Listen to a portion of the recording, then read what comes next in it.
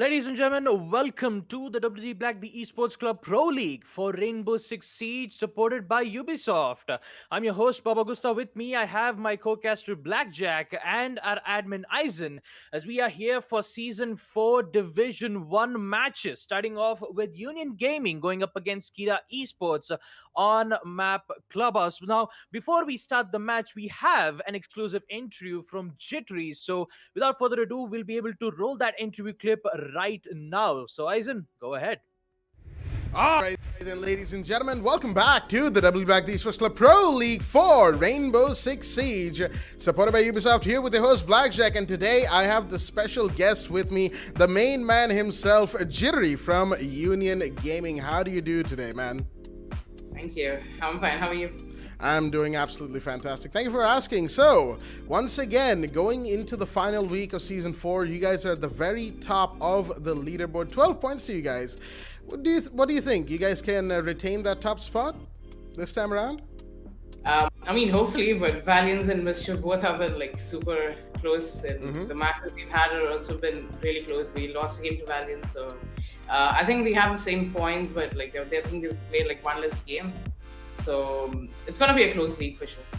Absolutely. We're definitely going to be looking forward to that going forward. Speaking of Valiance and, of course, Mischief Gaming hot on your tails right now, we've been seeing them play for a long time. Valiance, Mischief, they've been here since the previous league. Different rosters, different names, of course. Things change over time as it goes.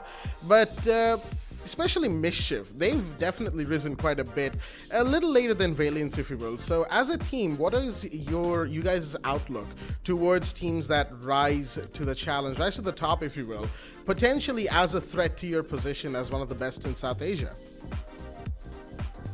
I know a couple of the Mischief players really well. I know Psycho and Panda kind of really well from the old teams they've played in.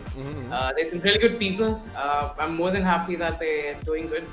So for them to perform this well in Division 1 coming from Division 2, it's remarkable, really. The way they're playing is really fun to watch. Well, that's certainly quite nice to hear. A little bit of friendly banter between teams. It's always nice to have, as it were. But speaking less of the other teams and more of you guys right now, seeing as there's only one season left to go, and you guys have a good chance of securing yourselves as the top of the leaderboard yet again. How does the team feel right now? I know you guys have been putting in a fairly large amount of effort. It shows for the most part, even though the majors and the qualifiers didn't exactly go the way you wanted it to. It happens every now and again. So how do you guys feel right now as a team that about your chances about staying back-to-back champions going forward from here? Like I said, we've been putting in the effort, especially pre-major, we've been doing a lot of practice. We did 5 to 6 maps a day, dry runs, ward reviews and whatnot. So after the major, when we lost, the whole team was kind of depressed, and we didn't put in the same effort post-major, but I'm pretty sure it's more than enough for us to, just stay at the top, because all the effort we put in before that was going to help us out in the future. So hopefully we get this title once again. Well, we'll be looking forward to that as well. I can tell you that should you get it, maybe Baba Gusta would be very happy of that. He really supports you guys. Let me tell you that much. But for the time being, less about that and more about, say, the players of your main roster right now. Say, for instance, Sandy, right? You guys added him just before the first season of the Pro League began, and it's been pretty clear that he is a great addition for you guys. For the most part, I mean, he's been performing, high performance and been doing quite a bit for you guys. So how was it, when you guys initially added him, and where do you see yourselves here versus back then and going forward from here with, Sandy or anybody you add to the team, really? So when we brought in Sandy, it was right before the season 1 of the new league. We put in a lot of effort with him. Like I said, the dry runs on the maps we did with him, we did dry runs for at least 2 hours with him every day when he first joined the team. Because he was new to the team, and our stat book was fairly large compared to other teams, I would say, and it was very hard for him to get used to all the stats that we have. But we have Poseidon before this. I would say he's literally the best flex player from our region. Like we thought it out. And from him to Sandy, who's more of a aggressive fragger, well, we took some time to getting used to it, but I think him and the team really coexist really well now. Like him getting the frags really puts a little bit less pressure on me and EX7 now. Like we don't really have to frag every single game. We don't need to hit double digits every single game. We know he's got our back, and he's some. In my opinion, Sandy is like one of the best mechanically skilled players in this region. Like I don't care what anyone says. I would easily put him in like top 5 without a doubt. Like he's just so good. I see. Well, that's certainly nice to have in your team, given that, the social media interactions that you and I have shared have certainly been, they've had some interesting debates, if you will. But other than that, you mentioned quite often that you're in a bit of a slump, or at least you have been. So what is your own outlook? Like, how do you feel like you can get out of this? Hopefully soon as well. We kind of want Jittery to, every single match, whether it's me or Foxy casting, or me and Baba, or even Baba and Foxy, we sort of always have this thought process that are we going to see Jittery completely, storm the competition once again today? And you did mention that you have EX7 and Sandy to roll with, so it's less of we have to hit double digits, more like we just have to coordinate and get ourselves in there.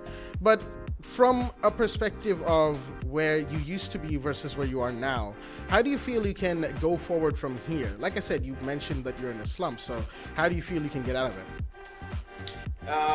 I would say, like, I think I was at the top of my game, like literally the best form I had, like right before Major and right after Major. I think the TEC season, I think 2 or 3, I think I did really well. I got the MVP. I had like 80 odd kills and probably the best TEC season I had.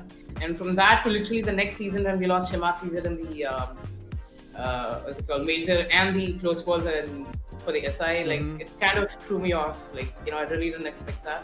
And my performance dipped really hard after that. Like I was kind of depressed and I wasn't really motivated to practice after that. So I've been grinding really hard since then. Hopefully things get better. Well, we sure hope they do for you and for, Union Gaming going forward. Like I said, you guys have been, like you said, I should say, you guys have been taking it a little easier than usual lately. But once the new esports season starts, we hope to see you guys back on top once again. So before we close out this interview, any final thoughts about not just Season 5, but going forward from here? Any message to your fans, people who've been following you for the longest time now, who will obviously be rooting for you going forward from here? Any message to them, Jittery? Well, yeah. First of all, thank you a lot. Like I've seen some really wonderful messages in the YouTube chat with all the hateful comments. Like I know a lot of people hate us, but with all the hate, I'm pretty sure we get our fair amount of love as well. The fans have been really wonderful. Like I know some really die-hard UG fans who have been supporting us through all our lows, to be very honest. Like they've been really, really supportive. And even the org, really. The people in the Zog are just wonderful. Like they're literally the best people you can find in South Asia, in my opinion. Like, they're just so good. Well, that is certainly also a very big plus point to have. A good org is always a recipe for a fantastic team. That is something that I hold true to my heart as well. But I believe that's going to be all for today, Jittery. Thank you for joining us, and thank you all of our viewers for joining us for this interview. And now over to Future Jack and Future Baba for the rest of the matches. Thank you for that interview with Jittery Blackjack from the past, as now we'll be heading into the match itself. Union Gaming versus Kira Esports. Let's not waste any more time dilly-dallying about with our faces, ladies and gents. The match is live, primarily because of a tight schedule regarding the lobby timer and whatnot. Round 1 is already underway. The site itself is Basement, Church, and Arsenal. And as you can see, we are well within round 1. He kind of lost track of time taking that interview with Jittery, so we ended up having a longer conversation than I think originally intended. Sparkle's going to take a bit of damage along with Jittery, actually, but Dagger's going to be the first one to fall. Rattler coming in to finish him off. And that's unfortunate. The Thatcher taken care of towards Oil Pit thanks to the Alibi and, of course, the Valkyrie falling in from the garage top. It's going to make things just a little bit harder for the side of Union Gaming. Attacking first on Clubhouse, definitely not the most advantageous position to start from, as anybody will tell you. Clubhouse, of course, a defender-sided map. But more importantly, the diffuser is dropped outside of the building from the looks of it. Rattler trying to contest on dirt, shooting a few shots right now, pre-firing away as it goes. He's got a good angle to work with. Beat might just become his first victim if he's not careful as the thermite approaches the door of dirt entryway. EX7 in the meanwhile, shots fired in his direction. Jittery needs to get in there as the third will find him. EX7 goes down. Flashbangs come in now as the drop will come in as well. Sparko goes in, but there is the Melusi to find him. Rattler gets a double. It's a 1v5 and Sparko can only find one. Shinra will come in. The Melusi taking two right towards the end to give Kira Esports the very first round of this match. Unfortunately, UG couldn't quite get off to a good start as they were just a little bit shaky, a little bit all over the place, if you will. But then again, the first round, you kind of want to see what your enemies are going up against, bringing up against you, excuse me, I should say, as Union will have to try and reevaluate their position on second floor gym and bedroom now that the defensive site has switched. Shinra with the six pick out to the Valkyrie, Jittery out to the Ash, trying to do what he does best in this situation. And an interesting thing that Jittery mentioned is that even though he isn't particularly, at least he feels he isn't particularly performing well these days, he alongside Sandy and EX7 can do quite a bit as they can rely on each other a lot. Unfortunately for UG, it seems Sandy isn't actually here for this match today. A little bit of a shame. I was kind of hoping he would join in on this match and the fun that it brings, if you will, as UG are fighting to keep that top spot. They are in a very close battle with LYC Valiance, and should Mischief Gaming win their matches set today and tomorrow, then with them as well, it could be a three-way tie, could even be a four-way tie. Division 1 is always that little bit of unpredictable and quite a bit of excitement mixed in together. But of course, you've been hearing my voice for quite a while now, ladies and gents, so I've kept the man for the mic long enough. Baba Gusta, round 1, a very interesting start. Round 2, what do you think we're gonna see? Well, talking about UG, they will figure out a chance here to try to take out Kira Esports. I mean, we did get to see the first round itself on how it did not work well, being the site on basement church. This time it's going to be on second floor gym and bedroom.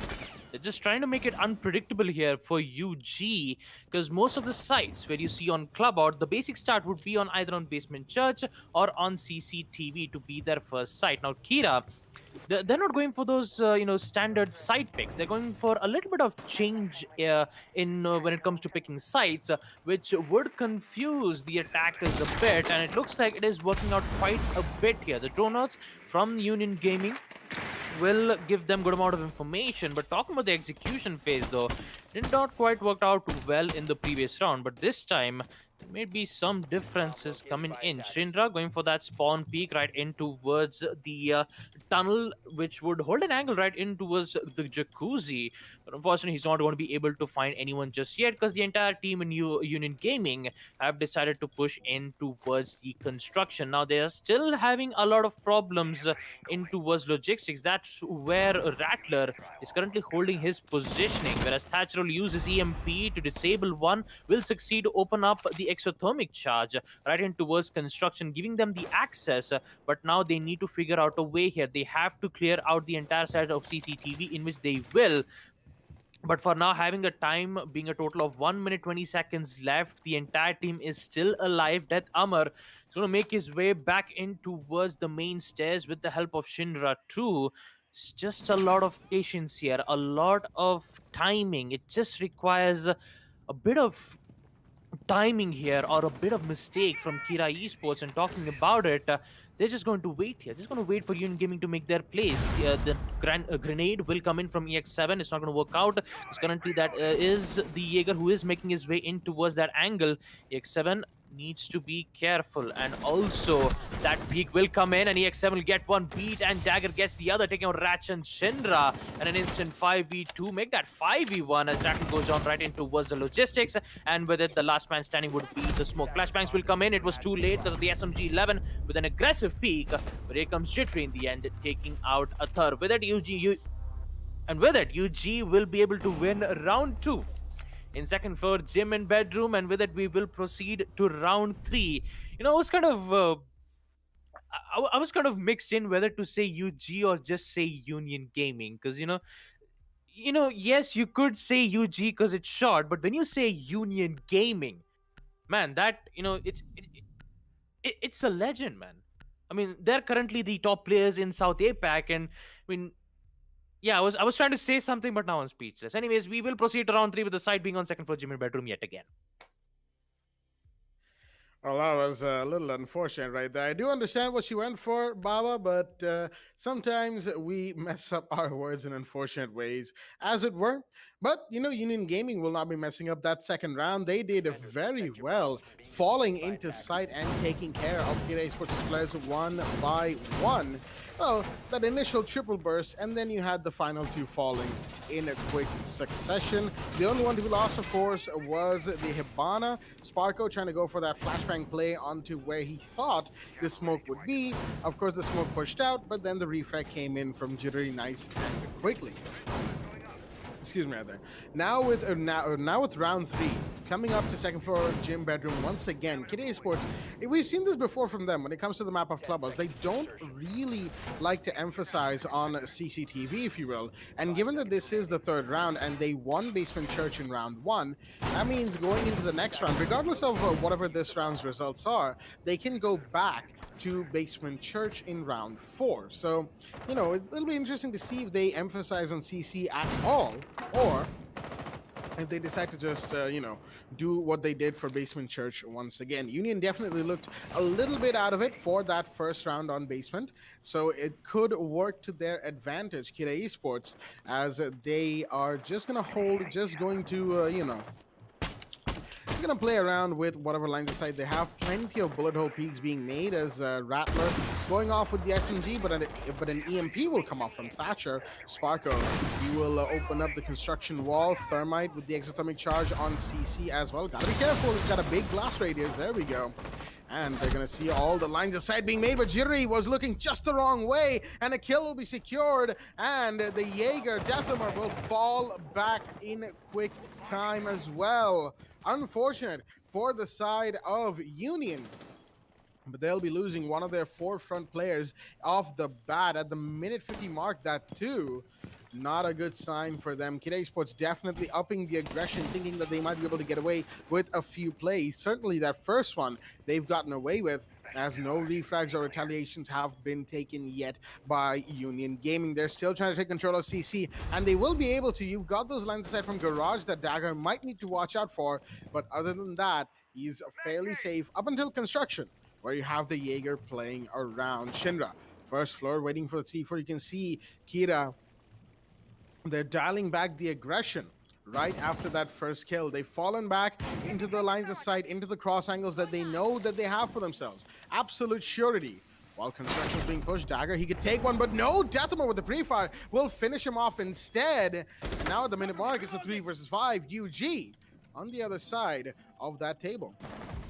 Well, Deathhammer is the only one who's making those aggressive plays. So does Rats, as he gets 2 kills when after he gets taken out from Beat. An instant refrag, but still Deathhammer gets taken out with that runner. Quite, it wasn't a good way to go for that run, knowing on exactly where Sparko's location is. That C4 will deal some major damage right in towards the logistics wall, which would put Sparko in a very difficult HP. He has those flashbangs, he has those Escaros pillars to make another line of sight. He doesn't have information on where exactly these 3 players are. Now, currently Atharv, Rattler, and Shinra, who also have a very good cover.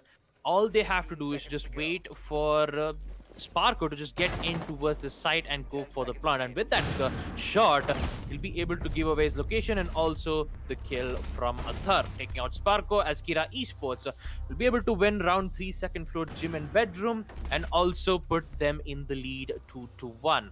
With the instant replay coming to an almost coming to an end, we will proceed to round 4, where the site for Kira Esports will be on Basement Church yet again. Now, I do have to talk about Kira Esports though, because every single match I see them going up against Union Gaming, they don't go as aggressive as you see. Of course, you have Death Amar who would make these aggressive plays, especially in mid rounds.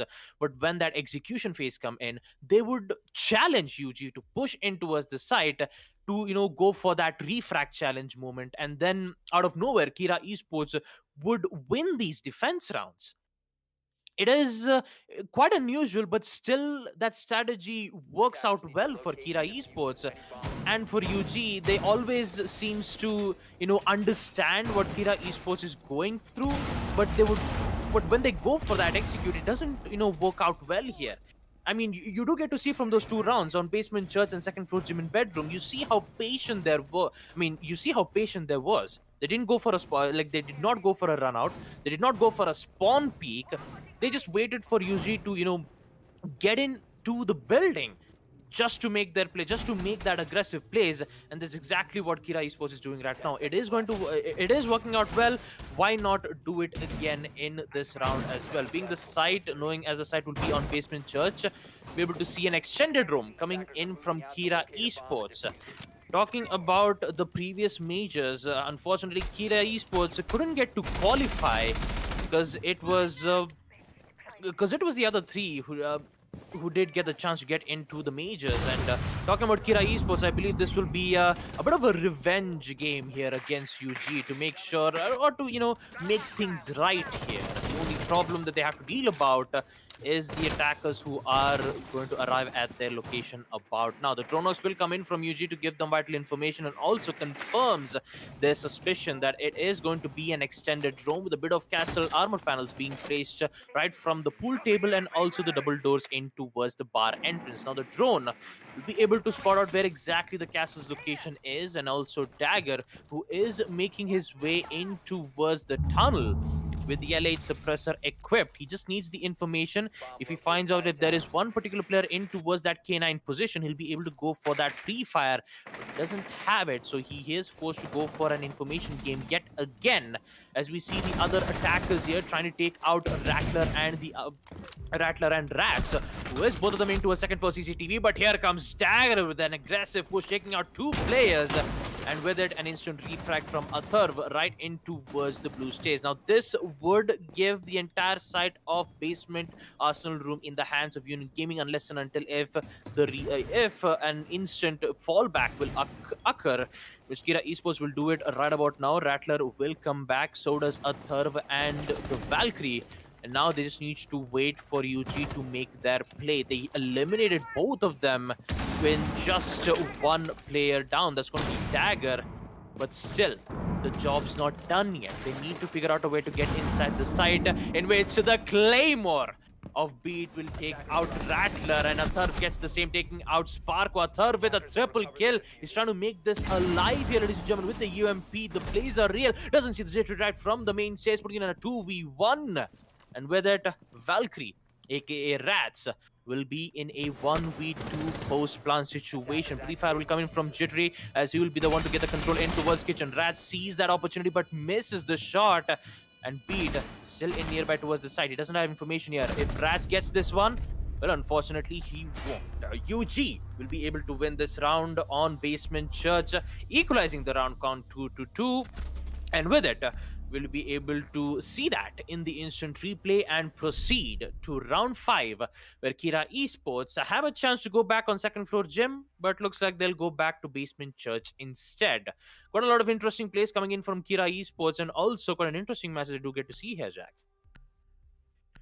Definitely a very interesting match. I have to say, having Dagger push up through dirt the way he did aggressively definitely seemed to throw off Kira Esports, if you will, to a certain degree. And Union took advantage of that, taking the man advantage up until, of course, you had a Thurv trying to fire back, trying to make the round their own.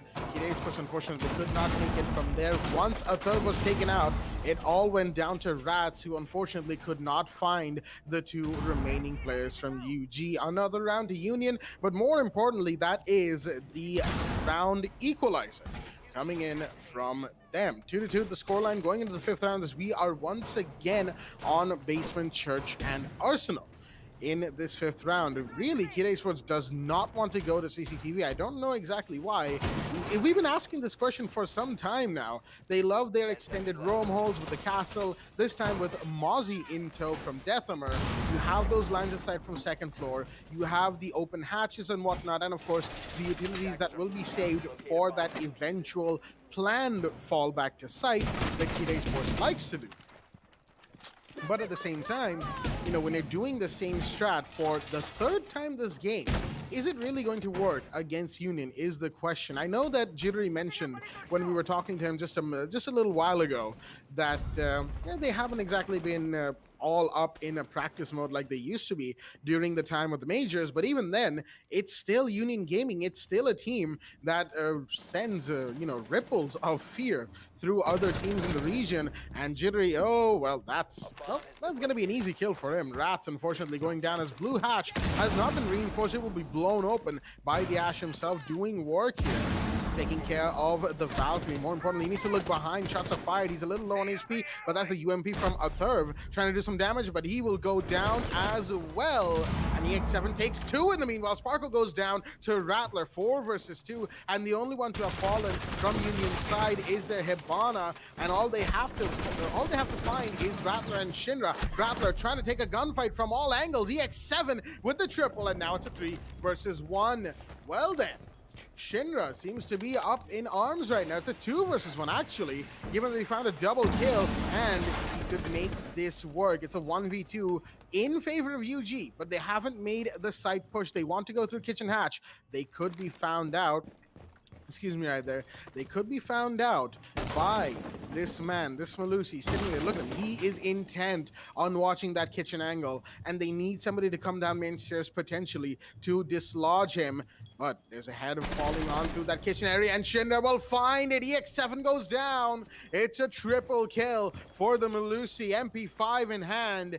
He can make this clutch happen. It is now very, very possible as positions are being given away from a Valkyrie camp. Most likely, Rats has done his job from beyond the grave. Shinra, all he has to do is be patient. Beat, trying to watch for Val camps, trying to watch for any information that could be given away to this Malusi, who is peeking that main door of the main stairs, but the Thermite manages to get inside of Moto.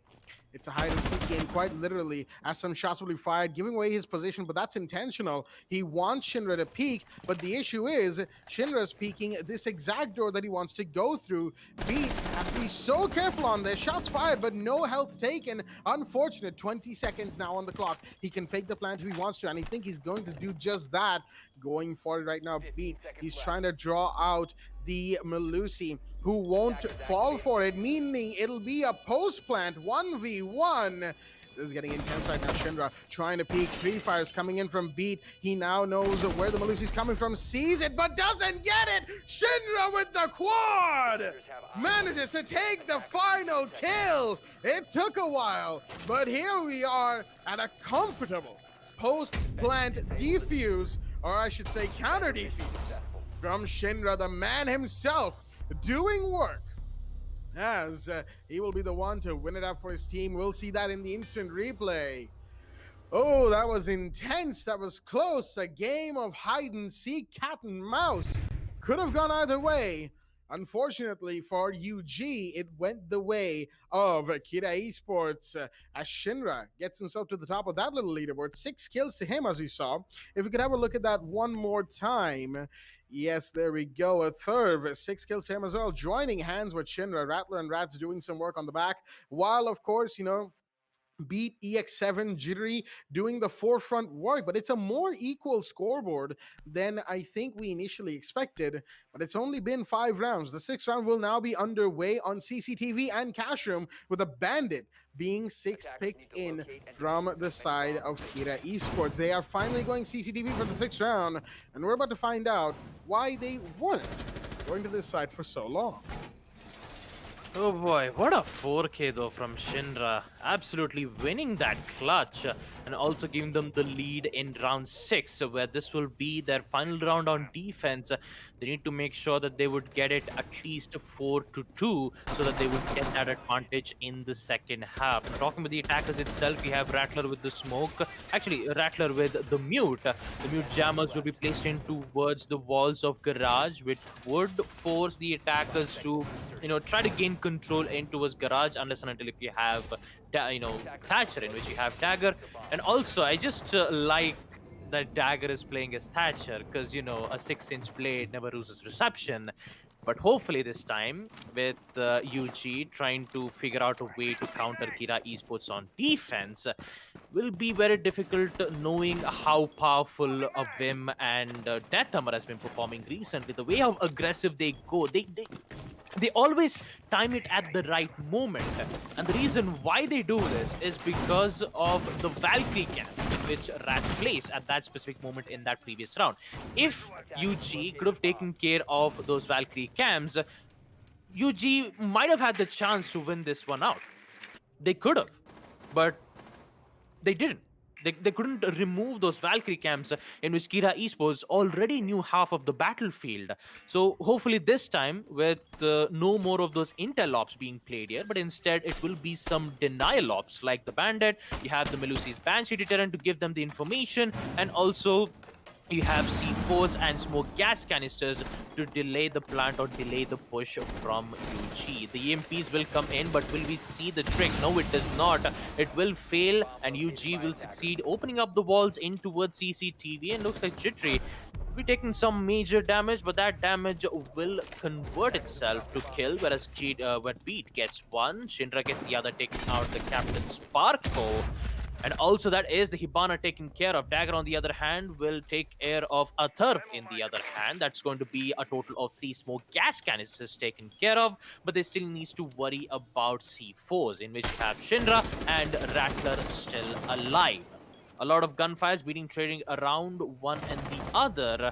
It looks like it's going to be Jittery taking out Rattler right in towards CCTV with that rappel.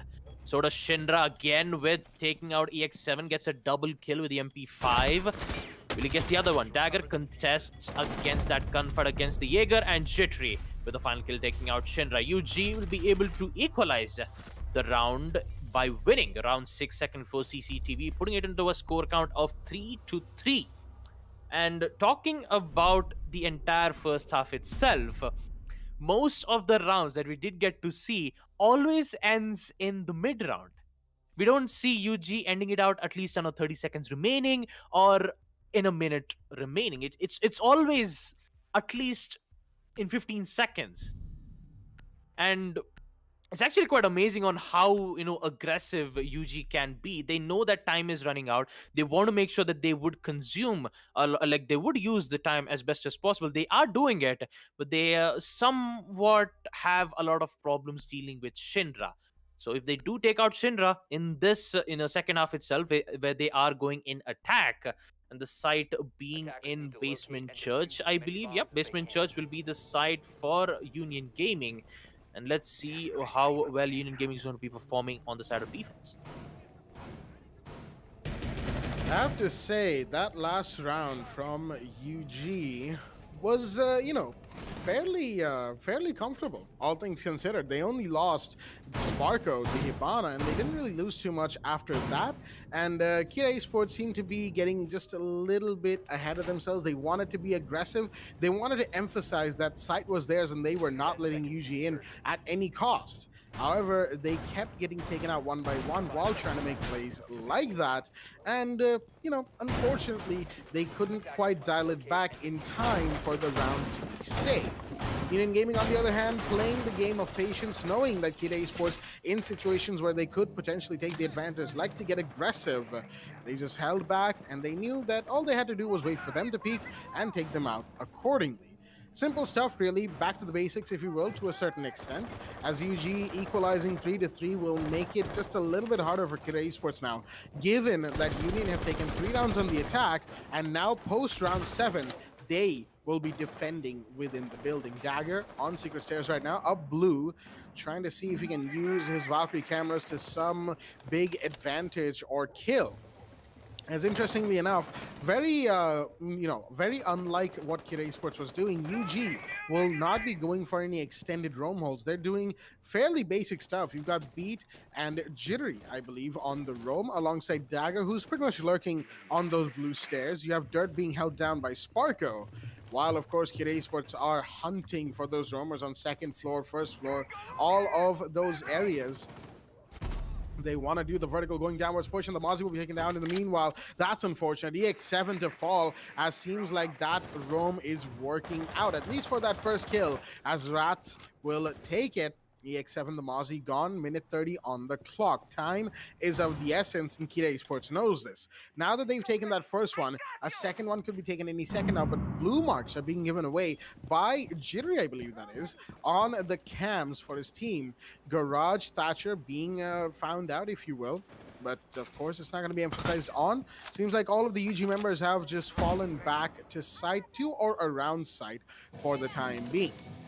Slowly but surely, we're going to approach the last 60 seconds of the round. And again, it's these moments, it's these calm before the storm moments in Division 1 that you really can't predict where things are about to go. Sure, Kira Esports have all 5 of their players alive, but that doesn't mean UG can't fire back to suddenly make the round their own. And they could, given the way Clubhouse works. You know, it's one of those... maps where choke points are very, very vital to win for attackers, because if you don't, if your gunfights get taken over by the defenders, then there is no way that you will be getting into sight. Rattler, of course, he's trying to peek. He's going to do a bit of damage to Beat, and being very careful of that blue area. C4 goes out, won't find anything, unfortunately. Beat's used up his, as some shots are coming from the main stairs. That's flushed the mute out just enough, and a couple of UG bodies will fall. 3 will fall, actually. And now it's a 1v5, all down to Dagger. Where is he? Well, he's dead. A third will finish him off. And Kira Esports, just like I said, winning their gunfights, having the setup ready for the play, will be the ones to take the first post-roll swap round. Round 8 is underway. 4-3 is the scoreline. Kira Esports are not giving up, not by a long shot, as they continue to reinstate their lead. And Union Gaming, once again, trying to get themselves back into this match. Second floor CCTV and Cash Room will be the side of choice. And just as a refresher for all of our viewers, in this stream, in this match, Union Gaming have already played 5 matches this season. That means they only have 2 to go, including this one. This is their 6th. So should they say not win this, and LYSC Valiance wins any 2 of their 3 upcoming matches, then Valiance have a very good chance of putting themselves up to that top spot. Union Gaming, if they want to absolutely, without question, retain that top spot for themselves, be the back-to-back champions that we know they can be, they're gonna have to win this match and their match tomorrow, which will be a very crucial one as well. Valiance, Mischief Gaming, Kira Esports as well to a degree are chasing their tail for the time being. Valiance being the closest, as of course, we had that talk with Jittery just a while ago. They are watching out for Valiance and Mischief, but Kira Esports coming in from all the way back in 4th place, quite literally screaming in their faces, you can't forget about us. Now that round 8 is already underway in the action phase, we're going to see how UG reacts to this lead being taken by Kira and how they fire back. Well, with the side being on gym and bedroom, the action phase will come in from the attackers, in which they will do their specific works. which would be the Thatcher using the EMPs to disable the bandit charges and also use the exothermic charge to make that line of sight. Although they are met with a very angry bandit who is in fact prepped and ready to go for the trick, but you have Rattler to try to block it, and looks like it will succeed, opening up the CCTV wall. A good job from Rattler using those two concussive nades to force the bandit to not place the bandit charge. Did work out well in their favor. So that is going to be the CCTV wall being opened, and also one step closer for Kira Esports to get in towards the site. They have to worry about the players in Garage. They even have to worry about players in towards Cash, C4's plays from C4 from Dagger or Sparko, and also the smoke gas canisters from Beat. Interestingly enough, we will be seeing Sparko playing as the bandit this time. No castle, no smoke. He's going to convert himself from doing a support role into a frag role. So this time we'll be able to see Sparko performing his frag duties, but he needs to get at least 1 or 2 kills in the mid or early rounds. And looks like mid rounds is going to be Shinra getting the early kill, taking out EX7. And Shinra trying to figure out a way here. Dagger gets one, going for that instant refrag, taking out Shinra, and already the gunfight has arrived. Rattle gets one, Death Hammer gets the other, taking out Sparko, and with a 2v4 situation comes in, whereas Dagger is so low on HP, and Rattle gets one more, and with the entire CCTV control goes in the favor of Kira Esports. Dagger really needs to be careful here. He knows exactly where the Zophia's location is, or looks like Rattler will be able to find the head first, as Kira Esports will be able to win round 8. Second floor CCTV without having any problem to deal with UG's line of defense, and also in a very huge lead here. 2 attack rounds in favor of Kira Esports in the second half, and they are 2 rounds away to win against UG.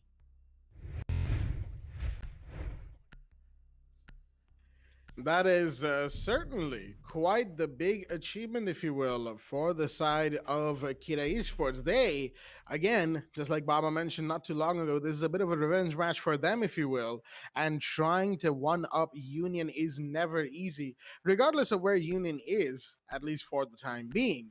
But it seems that they have a handle on what to expect. They've come prepared for this match. They are doing everything in their power to make this game, make this match their own before Union Gaming catches on to the way that they've been attacking. They like to keep things unpredictable, Kira Esports, but there is still a certain pattern, a certain, a certain something that UG need to latch onto if they want to take a round. Once again, you've got the bandit being brought in, Sparko. I think he might want to go for the bandit trick again. But given the way that he was countered in the last round, Rattler might be able to do it again. And if he is able to, then that CC wall will be reached. And unfortunately, UG will probably fall prey to the same thing again. I don't want to say that they will, but they might. It's not as if Kira Esports is being all too repetitive all the time, but UG hasn't exactly done much to take this game to the next level. They've been trying mostly to emphasize on what they do, the standard stuff, nothing too different, nothing too out there, if you will.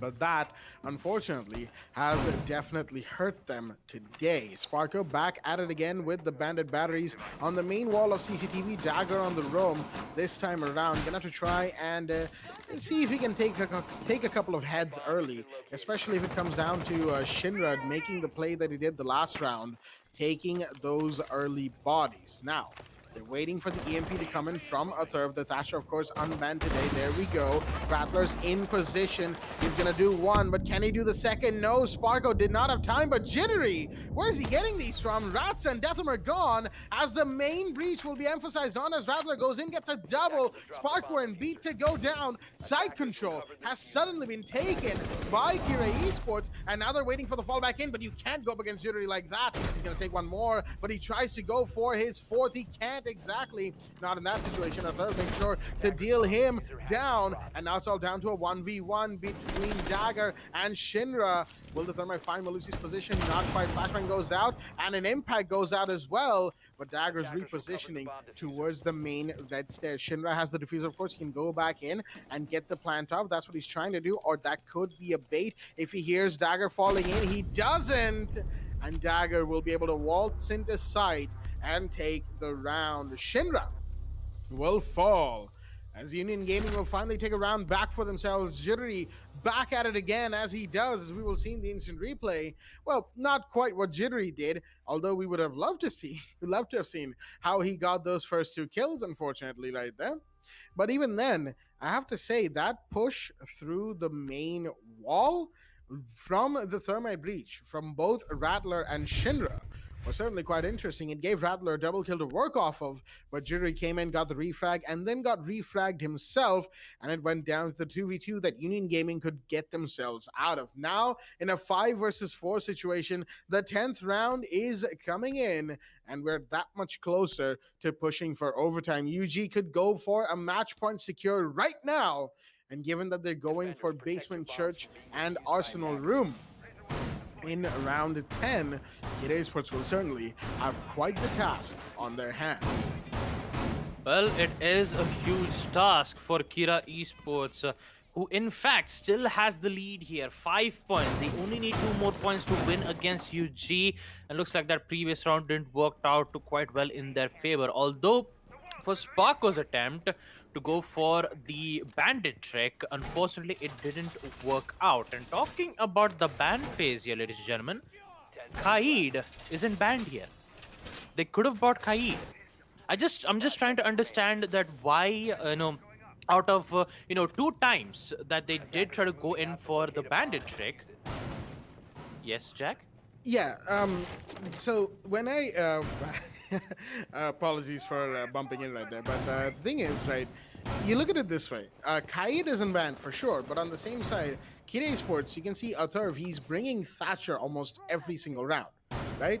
So when you have Thatcher banned, Kaid becomes a much better option because the EMPs won't disable the electric claws, right? No breach can happen.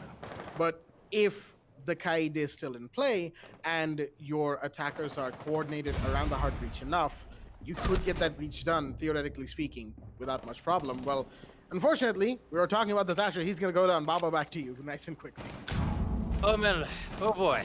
I actually forgot about Thatcher, though, but that was a good shot there from Dagger taking out a Tharva. Looks like Rat is going to go down as well.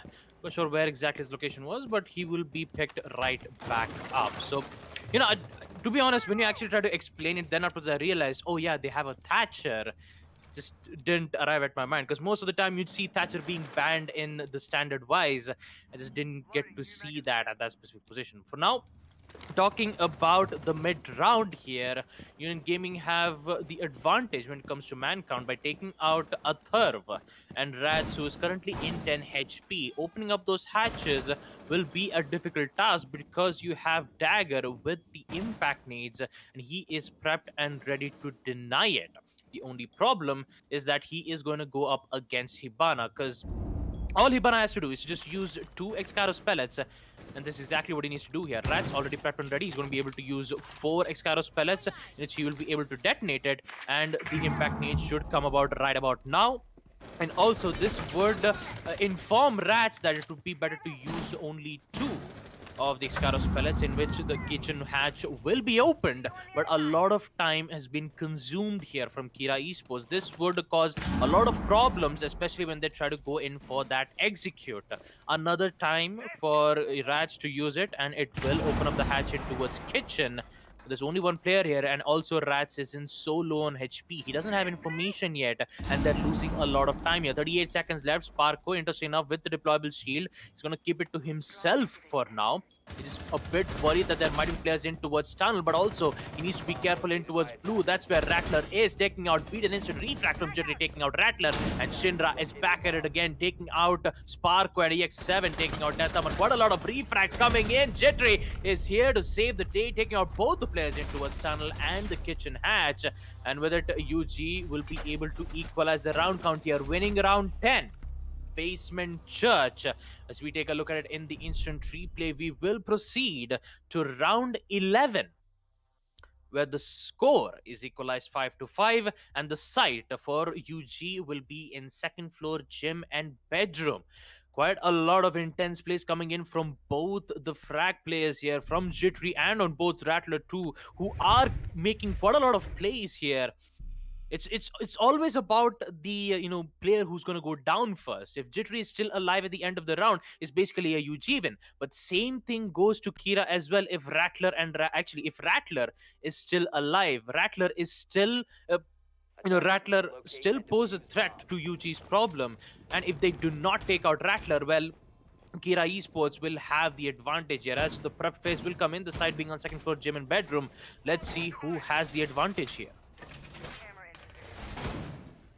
Well, all things considered, it could be UG, it could be Kira Esports. Honestly, it's hard to call. This game is, and that is a testament to how well both sides have played, regardless of the factors that have gone in, from both in-game and out of it, as to their position right now. Second floor gym bedroom from the side of Kira, Union Gaming, excuse me, on the defense. And you have the Wamai being brought in, you have the castle, all the standard stuff that you come to expect from a UG defense when it comes to this area. Sparko holding on the bandit for all second floor sites and even first floor, basement. I can't really say first floor because nobody plays first floor bar when it comes to Clubhouse. I mean, nobody really likes it as well. That site ain't exactly the best in the world. It's not even that really viable, so to speak. And, but that's a question better left to the players to answer whenever we say get around to it. But for the time being, round 11 is going to be a very interesting one because it's 2 rounds to go for all 3 outcomes, as in either a Union win or a Kira Esports win, or, my personal favorite, overtime to be brought into play. CCTV will be blown open by the breach charge brought in by Rattler. Interesting decision to bring in the breach charge on the Zofia, but, you've got plenty of claymores, I believe, from Aturv and Shinra, so, you don't really need too much more than that. Actually, Shinra's bringing in the... Ooh, okay. I was about to comment on a secondary gadget, but that won't matter, as an attempted banditry came in from Sparko, barely surviving the grenade, as it were, but unfortunately, he couldn't quite get the bandit trick off. The main wall's been blown open on Jacuzzi, and that's going to make holding side a whole lot harder because that hallway is a very important rotation point for defenders. And with that hallway locked down from Kira Esports, this next minute and 30 is going to be very difficult for UG on the defense. Is this an attempted thermite breach on the main bathroom wall as well? It could be. But Deathmar, of course, he's still got another grenade in his pocket. This could be his kill to take. Shots are fired. That's from inside a gym, and EX7 gets away with that. Jittery finds out, and meanwhile, it doesn't matter that bathroom's being breached. Jittery's come in. He's taking one. EX7's taking Sparko. Jittery takes a triple. Shinra to fall, and a sudden burst of action has given Union a very big lead, as Jittery with the quad will find Rats. It was already low enough from rotating in and out of gym. What an amazing set of circumstances that UG managed to force on the Kira Esports, as we will see in the instant replay.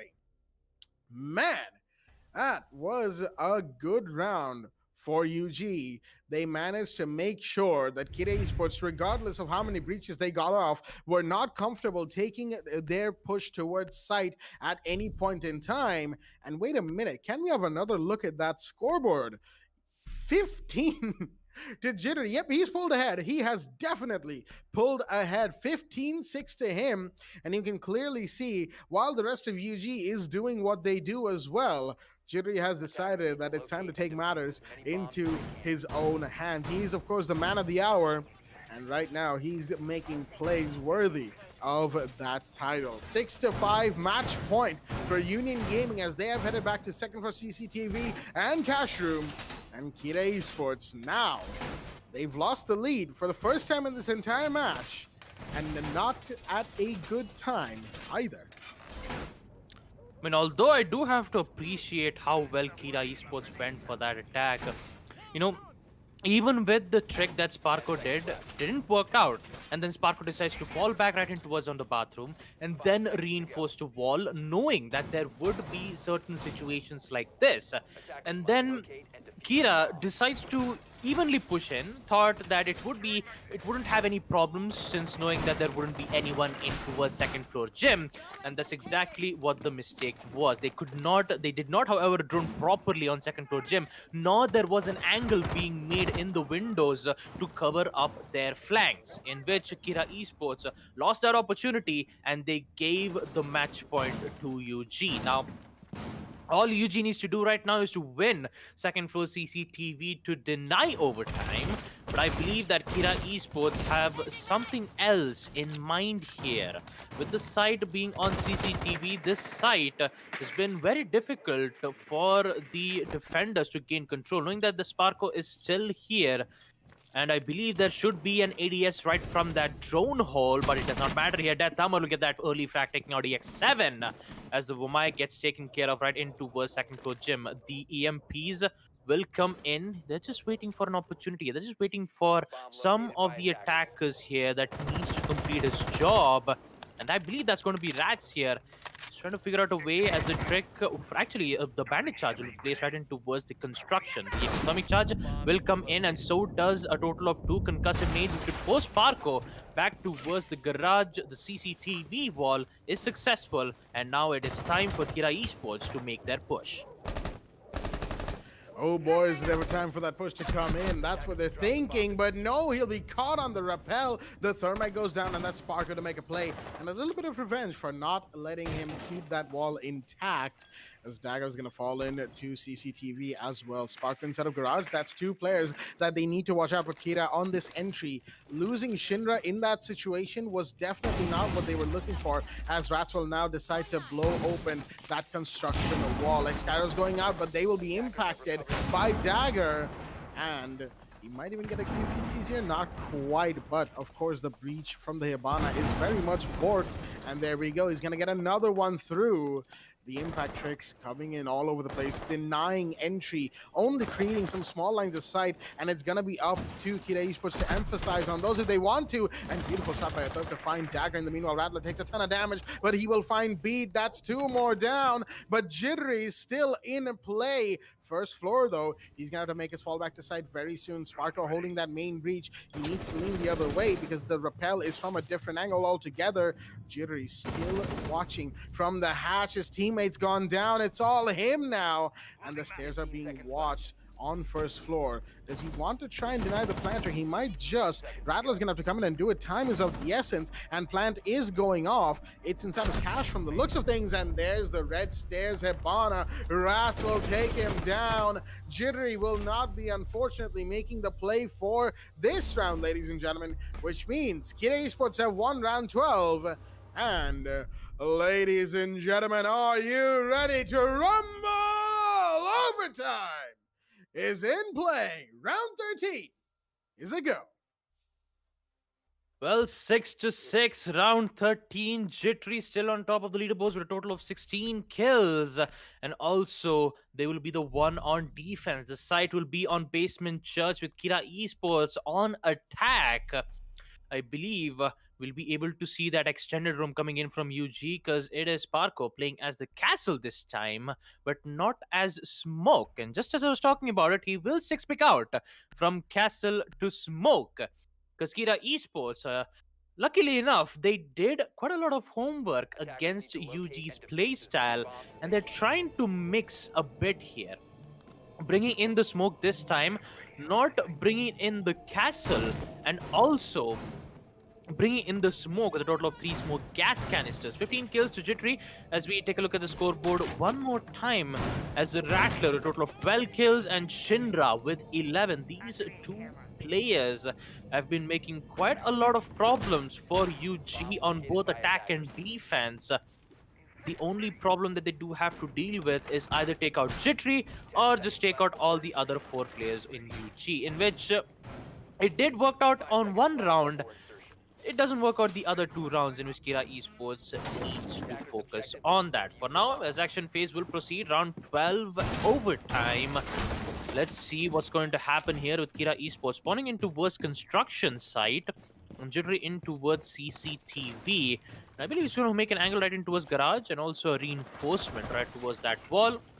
And a final placements of those mute jammers, which would deny some access, and also EX7. Oh boy, and not a good time to be downed in towards that logistics and gets taken out from Death Armor. 4v5, an immediate down. UG again in trouble.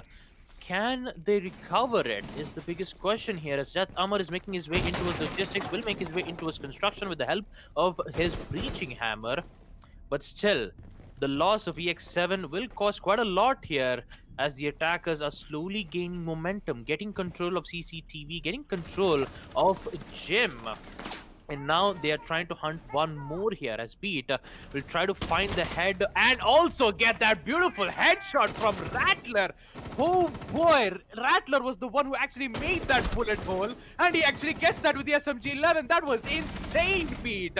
But still, you need to focus the matter at hand here. Dagger gets one, Rat gets the other, taking out Jittery. But here comes Beat yet again with the SMG-11. Can he get the shot? No, he does not. Reloads the SMG-11 back. He needs to fall back because the attackers have already gained that control. He needs to fall back in towards basement church. They succeed getting 2 kills, but the most important part, Jittery has been taken down, which would give UG in a very tough spot here. Kira Esports have this round. All they have to do is to take out these 3 players and they are good to go. They will proceed using those Excaro spells to open up the hatches, but Kitchen Hatch will be the one in which it's going to take a lot of time because of Dagger's impact needs. The Hibana's Excaro spells will come in, and also the impact needs. It will deny one.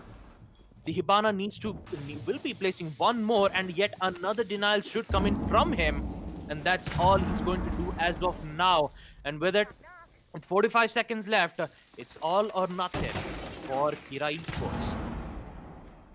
All or nothing, the entire slogan of overtime. Less than 40 seconds on the clock, and they're pushing down the main stairs slowly but surely. Dagger still watching. He's gonna see one through the road, get taken out as well. A refrag and a quick up with a couple of kills, as the gas canisters will come in, and flashbangs as well. The plant has been denied to an extent. Beat's gonna find Rats in the meanwhile through the flashbang, and now it's all down to Shinra. He takes one, but immediately gets refragged. Sparko from inside of church will make this round his own for Union Gaming, and that is going to put them on overtime match point, as we will see in the instant replay. Ladies and gentlemen, UG fighting back and fighting back strong.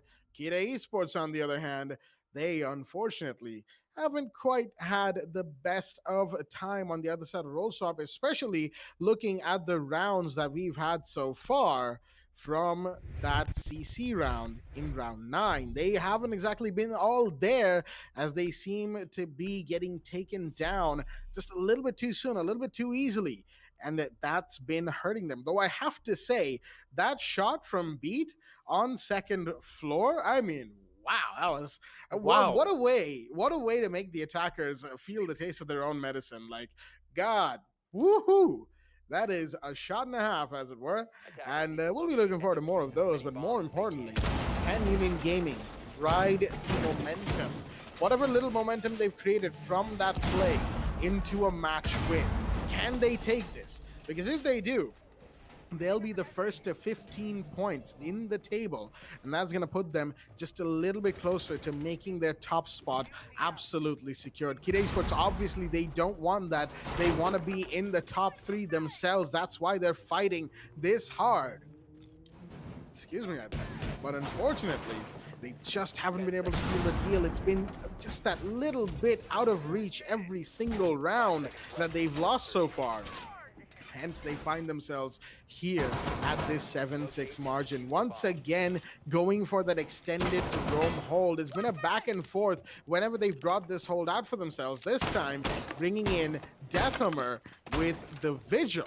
An interesting decision to have him in place of the Mozzie, and he's actually going to start things off by finding Sparko. Early spawn peek, and that's the Hibana gone. EX7 fires back onto Shinra in the meanwhile, as that's Blue. Hello, the sledge is already in towards Blue, pushing sight, but unfortunately, rushing in there wasn't quite the play. As Deathhammer finds another one, gets refragged by Dagger. Beats going for the plant. What is going on?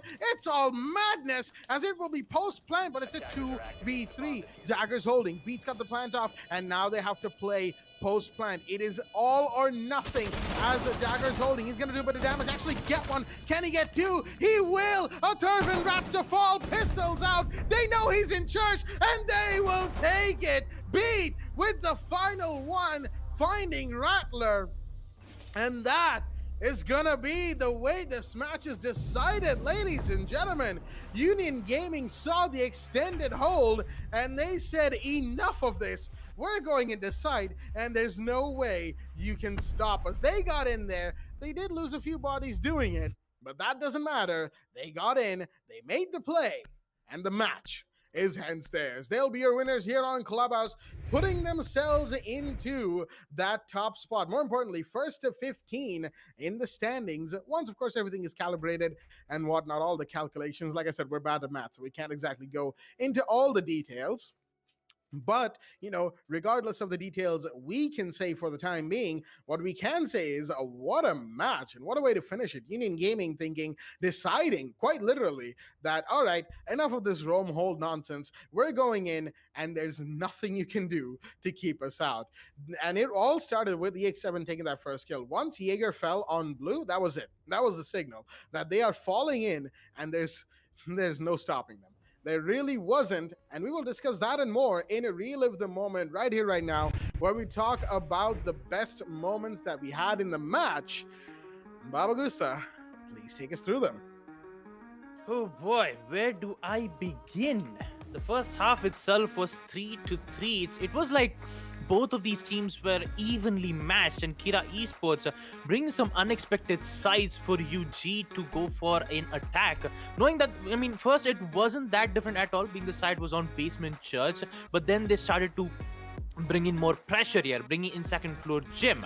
Although Union Gaming did understood what motives that they were going, we did get to see Kira Esports not going that aggressive. Not all of the players though. You did see Death Amar trying to go for that early kill, and when he gets that early kill, he decides to fall back and make sure he tries to contest the players while if they're inside the building. That's how Kira Esports work. That's how Kira Esports will always work. But UG this time has countered it yet again, taking out Kira Esports one step at a time. Although there were some instances where they did not, however, take out some of the Valkyrie cams. I believe that was on round 5, where Shinra made an amazing 1v1 clutch. Even with Jittery being alive, Shinra made sure that he would stay alive, and oh boy, he was very much alive indeed. I believe that was on round 5. I do have to apologize on that. It was on round 5 where Shinra made an amazing 4K 1v1 clutch, and he did get to see Dagger most of the time playing as the support, and he did always get his job, especially even on the last round where he was going very aggressive in towards tunnel, and then when they decided to go for the plant, it did work out it did work out well in their favor. And talking about EX7, he always goes aggressive, and he will always be the one who gets picked out quite a lot, but still he always gives information on where exactly the other players are, and that's exactly why this strat is working out well. If you give EX7 the amount of freedom that he gets, who knows, even with that one kill, even if he goes down, he would immediately tell what kind of positions that they have, and they would relay that information to UG, and they would make sure that they would get those win. And talking about it, in the second half itself, we did get to see not like a one round back-to-back wins. We did get to see Kira Esports winning 2 rounds of attack on Basement Church and CCTV, and then Union Gaming starts to fling back, winning 3 rounds on defense, equalizing the round, putting it to 5-5.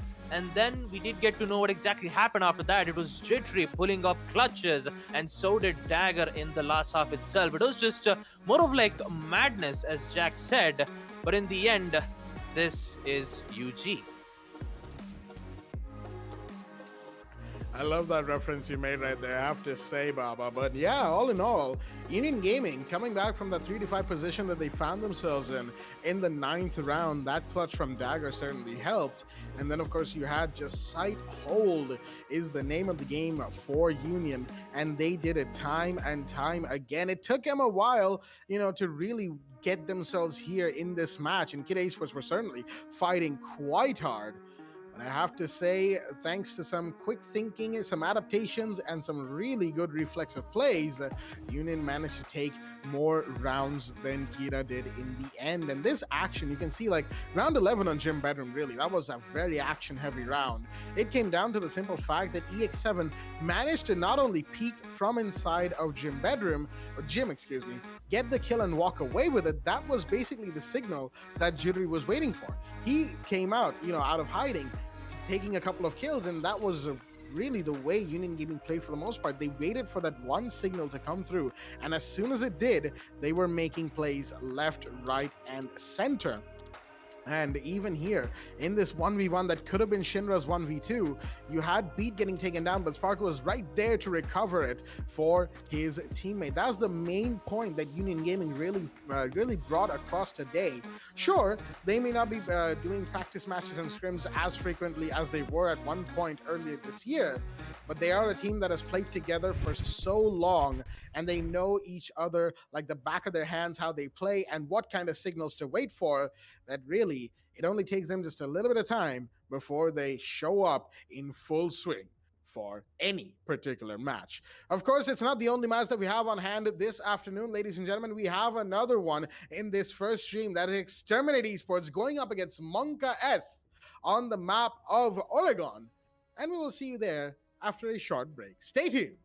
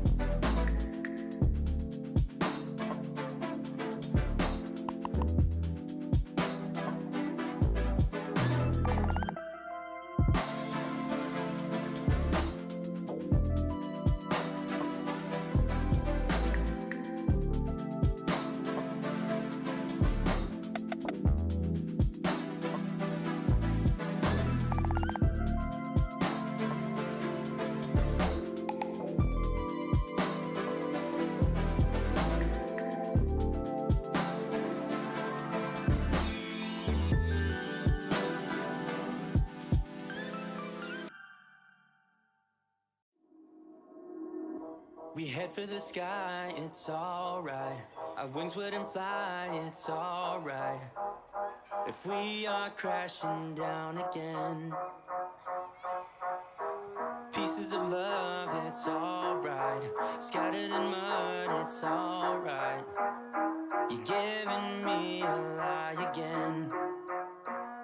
And tell me what you want, this time I won't take it to the heart. Cause I know we won't make it out, I've heard it all before. Yeah, tell me what you want, let me hear that I'm the only one. You know that we won't make it out, we've heard it all before. It's alright. It's alright. It's alright. It's alright. It's alright, so let's move on. It's alright, so let's move on. It's alright, so let's move on. It's alright, so let's move on. It's alright, so let's move on. It's alright, so let's move on. It's alright, so let's move on. It's alright, so let's move on. We head for the sky, it's alright. Our wings wouldn't fly, it's alright. If we are crashing down again, pieces of love, it's alright. Scattered in mud, it's alright. You're giving me a lie again. And tell me what you want, this time I won't take it to the heart. Cause I know we won't make it out, I've heard it all before. Yeah, tell me what you want, let me hear that I'm the only one. You know that we won't make it out, we've heard it all before. It's alright. Hey! It's alright. Hey! It's alright. It's alright. It's alright, so let's move on. It's alright, so let's move on. It's alright, so let's move on. It's alright, so let's move on. It's alright, so let's move on. It's alright, so let's move on. It's alright, so let's move on. It's alright, so let's move on. Alright, so let's move on.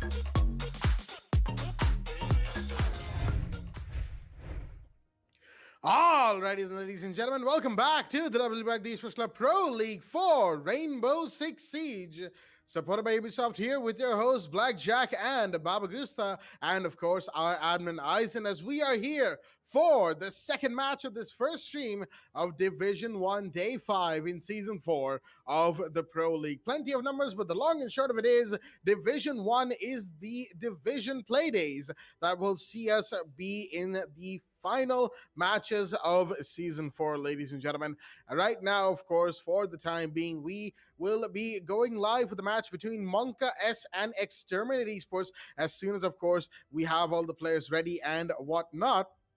Excuse me, rather, but it is going to be a very, very interesting game indeed between both sides, as we'll be heading to the map of Oregon to join our players in just a little while, if you will. We're just waiting on the ready confirmation, and we have it in. So as soon as the band phase begins, we'll go live with the match. But most importantly, for the time being, where are these two teams in the standings of this division? Well, Exterminate Esports currently on 7th place. That is right. They are looking at relegations if they don't win this game. And who should they go up against but Monka S themselves, who, if they lose any more matches from here, and say Demas Force wins their match from tonight, then Monka S could find themselves going down to 7th place as well. Big game for both teams, and the Demas Force game later on tonight, as we'll be joining our players right now, XTM and Monka S in the band phase of the map of Oregon, as Montaigne will be the first band coming in from the side of Exterminate. Not really too surprising. Montaigne is definitely a scary operator to go up against. And from the side of Monka, we're going to have the Thatcher band coming in. It is Oregon after all. You want to make sure that Thatcher is banned. Just in general, you want to make sure that Thatcher is banned, of course, given what we saw in the Union Gaming versus Kira Esports game not too long ago. Thatcher, the amount of influence he brings in for any particular match is unparalleled, even to this day. And that's why he is banned as often as he is. Mira will be the other band from the side of Monka S. In the meanwhile, as the Spanish defender with those one-way black mirrors will not be playing yet another match. X-Team in the meanwhile have the last ban on the match today, and they will decide to ban the Valkyrie. Information and intel seems to be the thing that both sides on the defense bans have basically emphasized on, as Mira can get a ton of information on any given room, site, hallway with her black mirrors, of course, and can emphasize directly onto that region with her vector SMG, or anybody who's sitting behind that mirror can do that. Valkyrie, a little bit, has a few extra steps in there, of course. You have to be on cams for the intel and then go out and bring out your gun and whatnot. Well, whole bunch of things there. But all in all, information is being tripled here.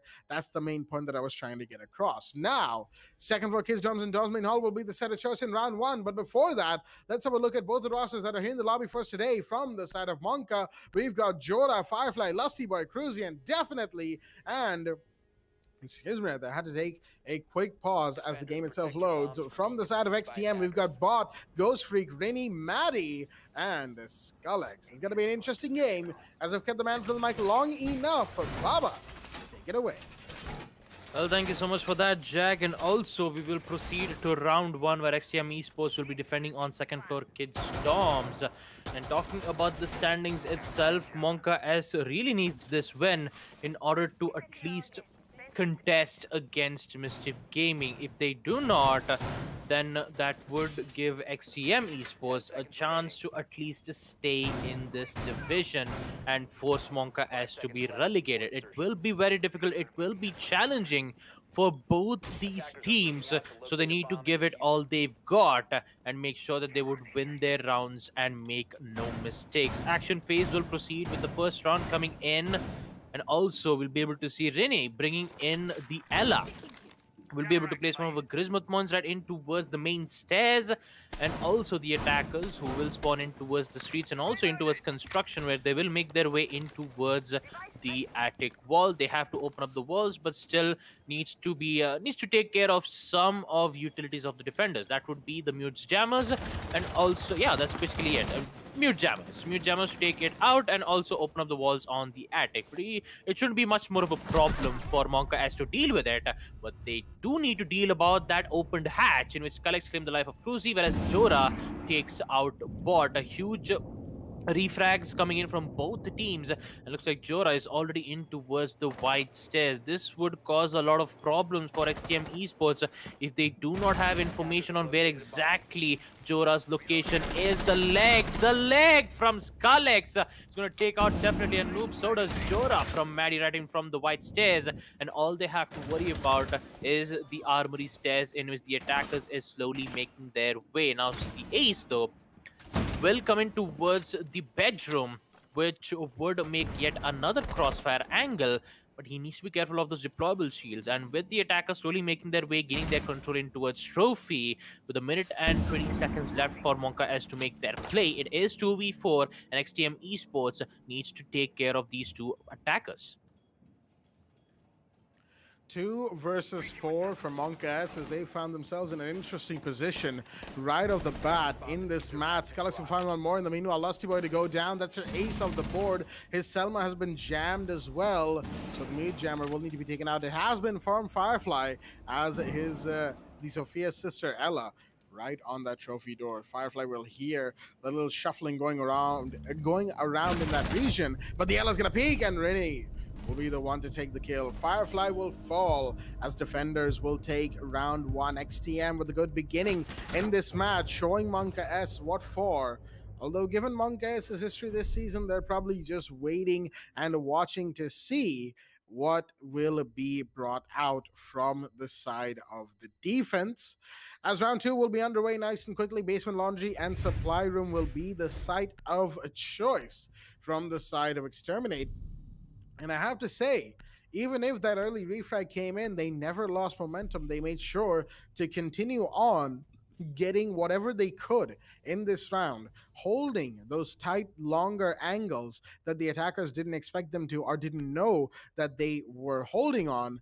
And that seems to have been due to a little lack of intel gathering from the side of Monka S. Now, of course, they could make things work for themselves as, oh dear me, Skullx. That was a little late to ask for a pause, my friend. Now, of course, they're asking for a rehost from the side of Exterminate Esports. A little unfortunate, but looks like we're going to have to go into a rehost, ladies and gentlemen, and we'll be right back with the game post rehost. Only one round, too, has happened, if you will. But it was a fairly interesting round, as the first rounds of any particular match can give us quite the information or quite the expectancy of any particular game. And that is what we are seeing, or have somewhat seen for the most part from that first game. Monka S once again trying to sort of I wouldn't say brute force their way through, but trying to get in without doing too much clearance or too much droning, if you will. They've been on this weird trend for a while now. XTM, in the meanwhile, they're simply sitting back and watching for these operators coming their way. And that, of course, helped them take the first round of the match. And with the bans that have happened as well, Montaigne, Thatcher, Mira, and Valkyrie. Nothing too particularly special. The Valk ban is one that you kind of would like to talk about, but then again, we've already done that. It's mainly for information crippling, but also a C4 that gets taken away from the side of the defense that they can otherwise use to some good extents, if you will. We've seen some great plan denials come out by the use of C4s before. So the Valk ban will be coming in. Montaigne ban, not particularly common for Oregon, but it was Exterminate's ban after all. They were the first ones to have a ban on the map tonight, and they just want to make sure that they won't be going up against the mountain of the GIGN. And, sometimes you just want to do that. Montaigne can single-handedly turn a match on its head. We've seen that before, of course, and that's why the Monty ban came in from Exterminate Esports. But I do have to say, all things considered, good round 1 from XTM as they will continue forward in this match to give themselves a better advantage and a better advantage to work with, or just in general. Now, outside of this match, going back a little bit out of the game, if you will, Season 5 registrations, we have to remind our viewers about this. They are still live, ladies and gentlemen, but not for too long. As of course, Season 4 is coming to an end. There's only today, or should I say tonight, and tomorrow's matches to go forward with, after which there will be no Season 4, and the registrations will end as well. So head on over to the Esports Club with the link down in the description below. As for both solo players and full teams, we've got registrations ongoing. So get yourselves registered in there, and we will see you in the thick of the action in the qualifiers of Season 5. Who knows? Maybe, just maybe, we might have a new Division 3 top team for the close-off of the Pro League, ladies and gents. But of course, it's going to be a fun time, as Season 5 is going to be the last of the Pro League for the while, until, of course, post-SI, the new esports season of 2021 gets underway. It's going to be an exciting future indeed, as we will see what it brings to South Asia as now a region under the R6 esports circuit. Of course, we're only just waiting for the players to join in the Rios lobby. So I do have to ask Baba, given the way that first round started off, I've sort of laid down my expectations and what I think may or may not happen. Excuse me, I accidentally hit my mic there. What do you think is going to happen in this match, and what are you expecting from this game? Well, what I should expect would be Monka S trying to give at least a good challenge against XTM. Because if they do, however, win this match, just like I talked about in the previous round itself, they will get to the third spot and maybe kind of having a chance to take out Mischief Gaming in the third spot.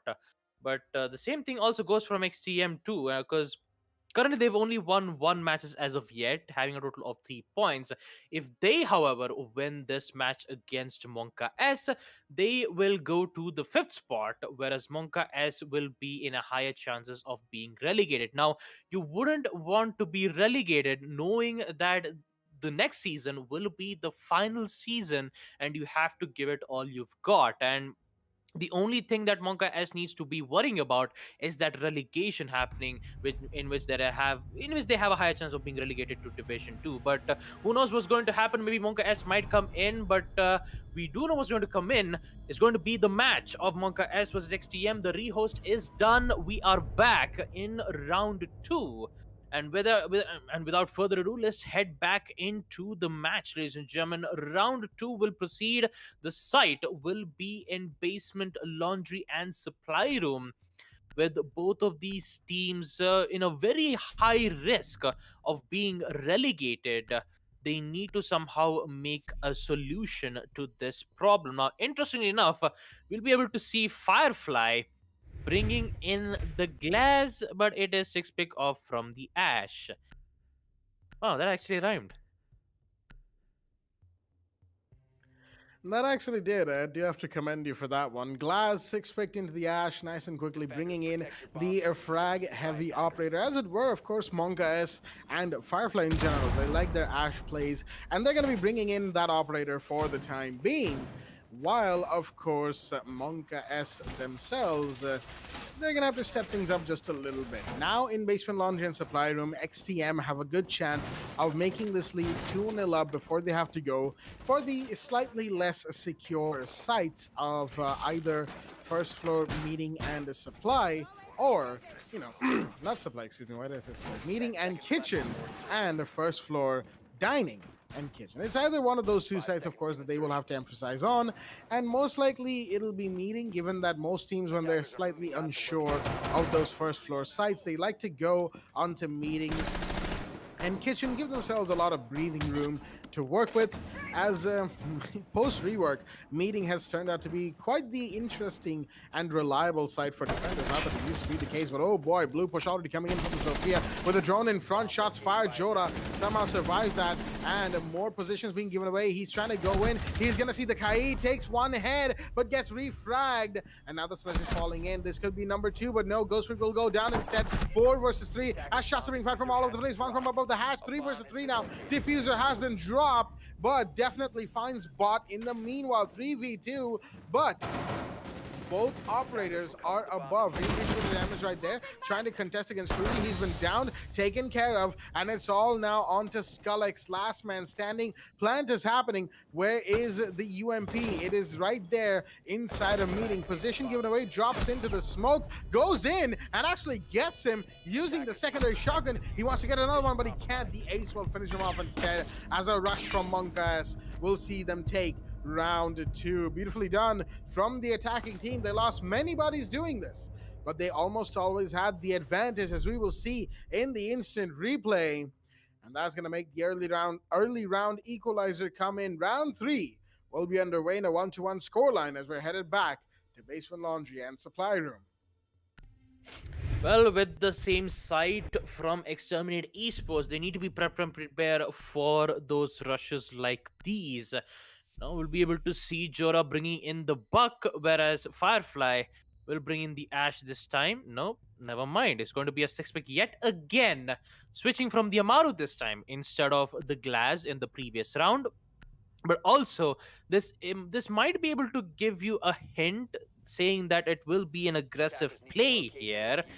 The only problem is the player who used to, play Amaru a lot, QB, unfortunately isn't in the team here. I believe he's just taking a break for now, and hopefully he'll be able to come back in the next season in Monka S. And talking about it, Firefly bringing in the Amaru will be an interesting pick here, and also an interesting pick from Rini, bringing in the OEA operator Oryx. It's been a long time since I say that word, and looks like Rin is already using his beautiful work of using his Rima dash to make an angle, and also a bit of a rotations. One which is currently in towards kitchen, and also we will be able to see an extended room coming in from Exterminate Esports. So we have to keep that in mind, that the hatches are opened, and the only way that Oryx can traverse through would be with the help of his ability. And looks like definitely a noob will be able to get his first frag. It's going to be Ghost Freak, the Smoke, who interestingly enough went for a spawn peak. Unfortunately, wouldn't work out in their favor, losing 3 smoke gas canisters and also the man count, putting XCM in a very tough spot here. Although Skullex, who is currently in towards second floor Dom's main hall, he is trying to make sure that he would divert the focus of the attackers into trying to take out these roamers, which would cost them a lot of time. And that's exactly what Skylex is doing as of now. And looks like it is going to work out well here. He'll be the drone works from Definitely Noob will be able to find 2 players here, but Cruzy is definitely not wasting any times at all. Although the proximity mine will be able to alert his location, and also a pre-fire might come in from Rini, who already made an angle in towards the attic. Now Rini, he needs to be careful, but that's not going to work out well here. Definitely, and Lusty gets 2 kills, clearing out the second floor, and now their main focus is to get in towards the site. Although the diffuser has been dropped right at the second floor kid's window, it would be best for Monka S to recover that diffuser and come back, and Firefly will do it as of now. And now they will slowly make their way in towards the site, as Lusty Boy and Jora slowly make his way in towards the freeze. The DMR making its work, taking out Maddie, and with it Bot will be the last man standing in towards the electrical room, and the droner from the attackers will give away the location, but unfortunately it was too late for Jora to reach it, as Bot takes out Jora. But in the end, he still needs to find 4 more, and the control of the site is still in the attacker's reach here. Lusty Boy, he knows that Bot is still in towards the big towers, but decides to go back to be able to use the impact to come in and hold an angle in towards the meeting.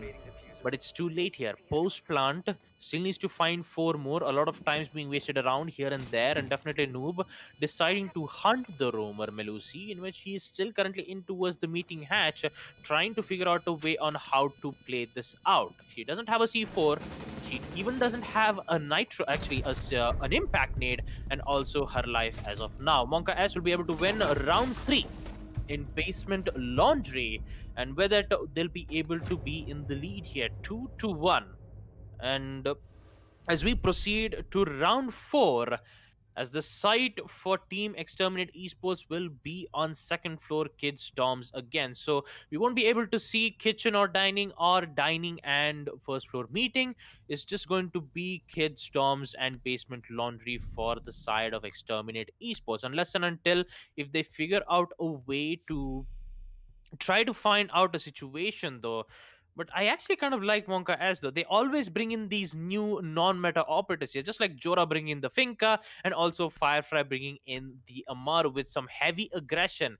I believe Jora bringing in Finka might give a hint here that they are going to go for a rush here. That certainly could be the case, and I do love me some finger plays, ladies and gentlemen. That is for sure. Given that those 2 grenades and 3 adrenal surges are always so nice to have, it's gonna make things a whole lot more interesting. What I want to know is it going to be the Finka Amaru combo, a combination? Excuse me, right there. That isn't quite talked about too much or used too much, primarily because it really relies on the defenders not being able to capitalize on that little moment of time where Amaru is just in that post Gara hook cooldown, right, where she's bringing out a gun. Even though that window of opportunity has been shortened just a little bit recently, it's still a fairly lengthy one, especially if you find yourself deeply entrenched within a site. And it's also a bit of a coin toss because of that exact reason. It could work, or you could get absolutely shredded by the G8 LMG before you even know it. And the real question is, which will it be? Interestingly enough, you've got Bot down below, all the way in basement, actually, going for the roam impacts in hand. Of course, he's put down all of his Banshees to make sure that the attackers are as inconvenienced in their push as the defenders want them to be. In the meanwhile, Armory window has been blown wide open. No Amaru stuff yet from Firefly, as it seems like it won't exactly be an all-out rush per se, and it mostly seems as if Monkas are waiting for some sort of signal, some sort of idea, some sort of play. That first kill, as Firefly's position has been given away thanks to Blue Fresh coming in, but Maddie will go down on white stairs, and Jora, he's gone the surge, and he might just go up. Barbara is giving away his position, definitely finds Bot in the meanwhile, as the as the Finka falls back. You still have one on the roam, and that is on downstairs, I believe, but definitely is going to just fall in towards white, which is being watched. The gas canisters are going out, as Scullix will throw in some Scullix will see some flashbangs coming in his direction, as we've got the ace trying to get in from that big window of sight. Definitely will go down in the meanwhile. That's your sledge off the board, and Ghostry gets taken down. It's a 4-2 now, and the smoke is off the board, clearing that push from Jora. Adrenal surge and push is on its way as Firefly's been down. That's Winnie taking one. Scullix get taken down by Jora in the meanwhile, and the LMG pre-fire. It's holding down the Ella. He can't exactly do a whole lot, and there you go. You never run out of bullets with that gun, and Rennie will learn that fact firsthand, as we will see in the instant replay. What a round from Monka S. They're really going at it for the time being and making sure that these rounds are theirs with no question. And Exterminate Esports are still struggling in this match. 3 attack rounds back to back from Monka, as we are headed back to second floor kids dorms and dorms main hall in the 5th round. Well, looks like the Finka strat did work out well here for Monka S, and looks like they want to keep it going. And the same thing can be said to Exterminate Esports, going for the same side, second floor kids dorms. The only thing that can be able to counter would be the Legion goo mines. That's exactly what Ghostweek is going to do right about now.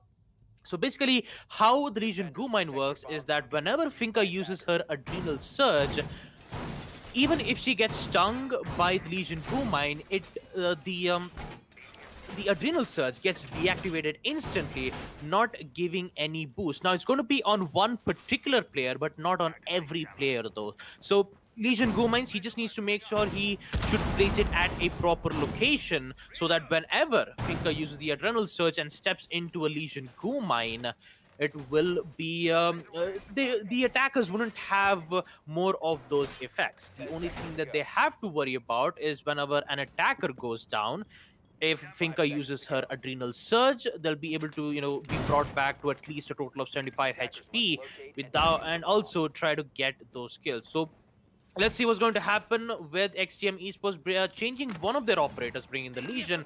As we proceed to the action phase, Maddie will make some lines of sight right in towards the white stairs. Jora already in towards, actually not in, he will be now into a small tower with the use of the grenade and a peek from Jora. Unfortunately, will not succeed as Ghost Freak will immediately eliminate him. So no more adrenal surges, no more grenades, no more of those LMGs silenced. Oh boy, I already feel sad right about now. Talking about the drone marks from the attackers, the information will come in. The only problem is Jora has been already taken care of, which would halt the aggression here from the attackers. And XTM Esports shouldn't have to worry about that aggressive plays coming in from Monka S. Although they have to worry about the breached walls, which is about to be open from the attackers, and also they will make their way. There is one of them, which would be Firefly, in towards Armory Corridor, as one of the ADS gets caught with the flashbangs. Since Firefly will just hold the angle for now, he doesn't have any utilities to try to take out the Melusi's Banshee deterrent. It will be very difficult to engage in a gunfight against the Smoke, who is in fact still in trophy contesting, and so does Kalex. It's just, if the defenders, however, lose that control, it's not going to go well here. Firefly almost sees the head of that particular player, but Skullx still gets that kill anyway, taking out Lusty Boy. Firefly goes by a beautiful pre-fire, but unfortunately it doesn't work out well here as Ghost Freak gets another one, reducing Monka S's man count to only 2 players here, Cruzy and Firefly, and they need to figure this one out. It's going to take quite a bit for them to figure this out. Not only figure it out, but also emphasize on the win condition that they need. Firefly going for a pre-fire. Unfortunately, all he's done is lock the mute in his place, and he will see the movement, take him out. Skullix to fall, but can he find the other one? No, the smoke peaks and takes him out, SMG in hand, and now it's all down to the last man standing, Cruzy. Seeing what he can do in this situation as Rini will throw gas grenade after gas grenade in his direction. Here's the pre-fires coming in, but can't exactly find the Nomad just yet. Uzi is content to just sit there inside a bedroom. Shots coming off from the SMG as he's pushed up quite a bit to that door. Shotgun comes out, and there we go. Finisher from Rini as Cruzy will fall and XTM will take one more round. And what was the big thing that changed the round immediately in their favor? It wasn't any of the later plays. I mean, it was to a certain extent, but the big starting play that was required was that kill onto the excuse me, they're onto Jora, onto the Finca. With him out of the equation, it was a standard round, no attackers, all hyped up on an adrenaline surge, going into sight with almost zero recoil. They were playing a standard game in a 4v5 situation, and all that it needed to start off was a peek onto small tower. That's where Jora went in from the last time, and they guessed correctly that he would go there this time around as well.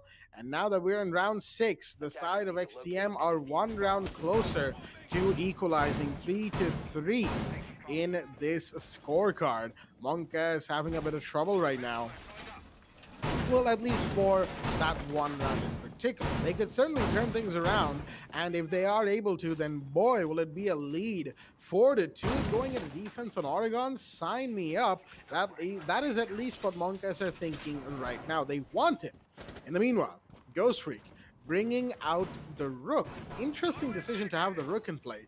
The Rook armors, definitely, the damage reduction multiplier is going to help quite a bit. I believe it's a fairly high number as well. You're basically guaranteed a down but not out as well, instead of getting taken care of, unless, of course, it's a headshot, because, let's be real here, nothing can quite protect against a bullet to the brain.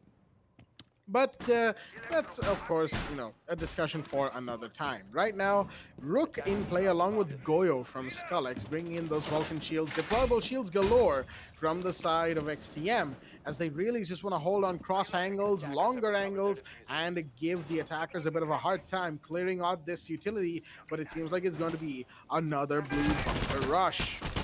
Potential. Well, we're about to find that out when Jora uses his adrenaline surge.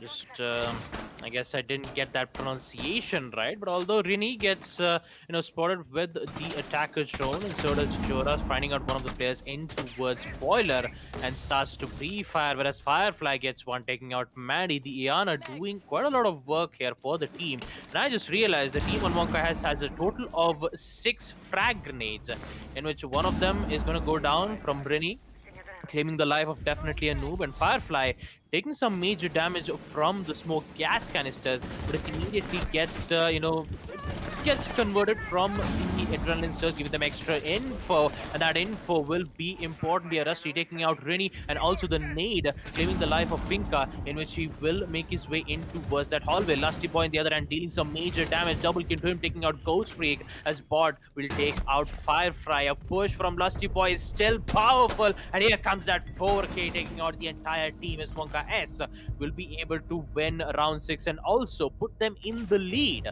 4-2 in the first half, and then we'll be able to see the second half where Monka S will be on defense. Quite a good start that Monka S has, and also for Exterminate Esports, an opportunity lost, but they can be able to recover those rounds back in attack, whereas the site will be on second floor Kid Storms, and looks like Skullx will be able to bring in the Kali instead. Very interesting. I mean, knowing how Kali has been like, I don't know if it's either a buff or a nerf. It's just very confusing to know on what exactly it is. Yeah. Coming in right here, Baba. Just a little bit of an intrusion. I would have to, disagree. I would say it's a big nerf to Kali because, sure, the down but not out mechanic was a little confusing because shots on the limbs, like the arms and the legs, weren't like down situations. It was only body shots, and someone like Skullx certainly can pull off body shots back to back, right? He's also done headshots, like some really good headshots with the Kali. Let's be absolutely honest here. Skullx is a fantastic Kali player, so he can definitely pull things off. But why do I say it's a nerf? It's because, while you are guaranteed a kill onto 3 speeds, as soon as that limb shot comes in, or as soon as you're beyond 25 meters, which in certain instances, Kali is forced to take gunfights at longer ranges, the damage multipliers start getting a little inconsistent and whatnot, as per the findings of people who have played this version of Kali so far. And really, it just makes her just that little less viable, if you ask me. So, for me, it's a bit of a nerf. And I'm not sure why Ghost Freak decided to do that. There's definitely better uses of the Gara hook, and he could have just used his bullets to open up that wall instead of taking one charge away.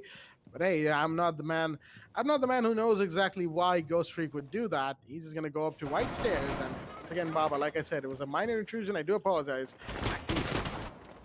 Well, it's all right, Jack, but it is quite important to know how Kali has been nerfed in certain situations like these, especially the maintenance patch, where Kali isn't the only operator here. There is tons of operators who have been nerfed, but for now, we'll just keep that matter in a different round here and focus on this round, as Rini making his way in towards the armory, as the attackers are slowly pushing in towards the trophy. So does the other attackers, who did succeed opening up the attic, and then they are pushing in towards the site. Although Ghost Freak, he's watching the flank watch as of now, and Jora finding one of the head of the Ash, I believe, is still trying to figure out a way here. And also the CXRX will come into play, taking out the mute jammers and also opening up the walls, whereas Jora claims the life of Maddie. That's then Ace taken care of, but his job is already done. With the diffuser being dropped out, again, Jora will decide to go for that pre-fire, and looks like definitely a noob gets dropped from the sniper rifle. Looks like it is working quite well here for Skullx, but an instant, it is down, but he'll be able to come back with a total of 10 HP. But still, Cruzy with the TCSG taking out Rini, making it a 5v3. Monka S is in a very good start here, taking out both Maddie and Rini. It all goes down to these 3 players, and also a minute left to make their play. Firefly with a huge pre-fire, yet again missing the opportunity to take out the Zofia because there was a drone giving his location.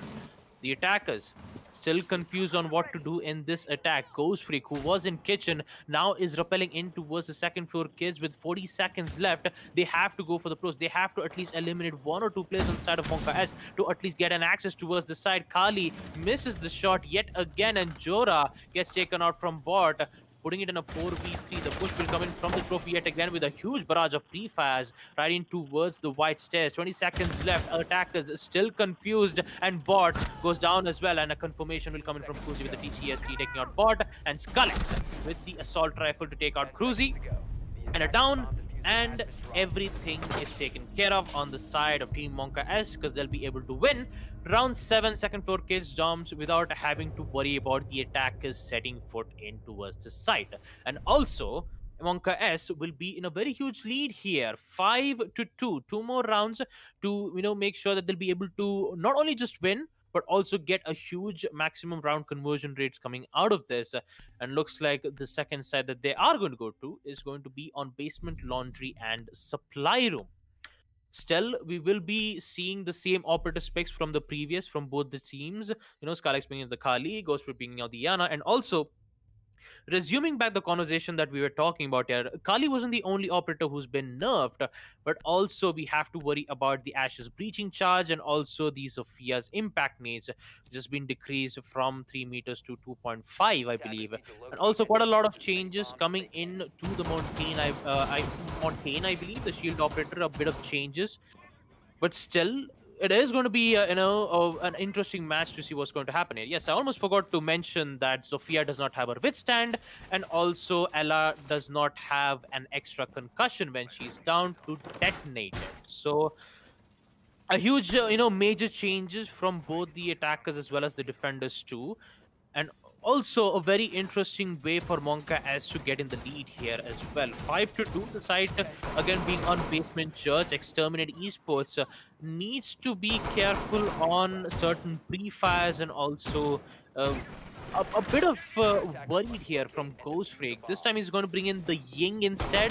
He'll not be able to bring in the Amaru and just decide to just flank watch into his kitchen, but there might be a chance where the attackers might go in for a heavy rush. There definitely is a chance of a rush from XTM. I wouldn't deny that. But given everything we've seen from them so far, it's less likely than if Monka S were to go for a rush in this situation. Primarily because Monka is they're more along the lines of unpredictable than they are, that you can't really make a safe bet basically with Monkas. You think that they'll be playing it, predictably honest in one round, and suddenly, boom, the next round they're all over the place. They're jumping, and they're just, completely uncontainable, as it were.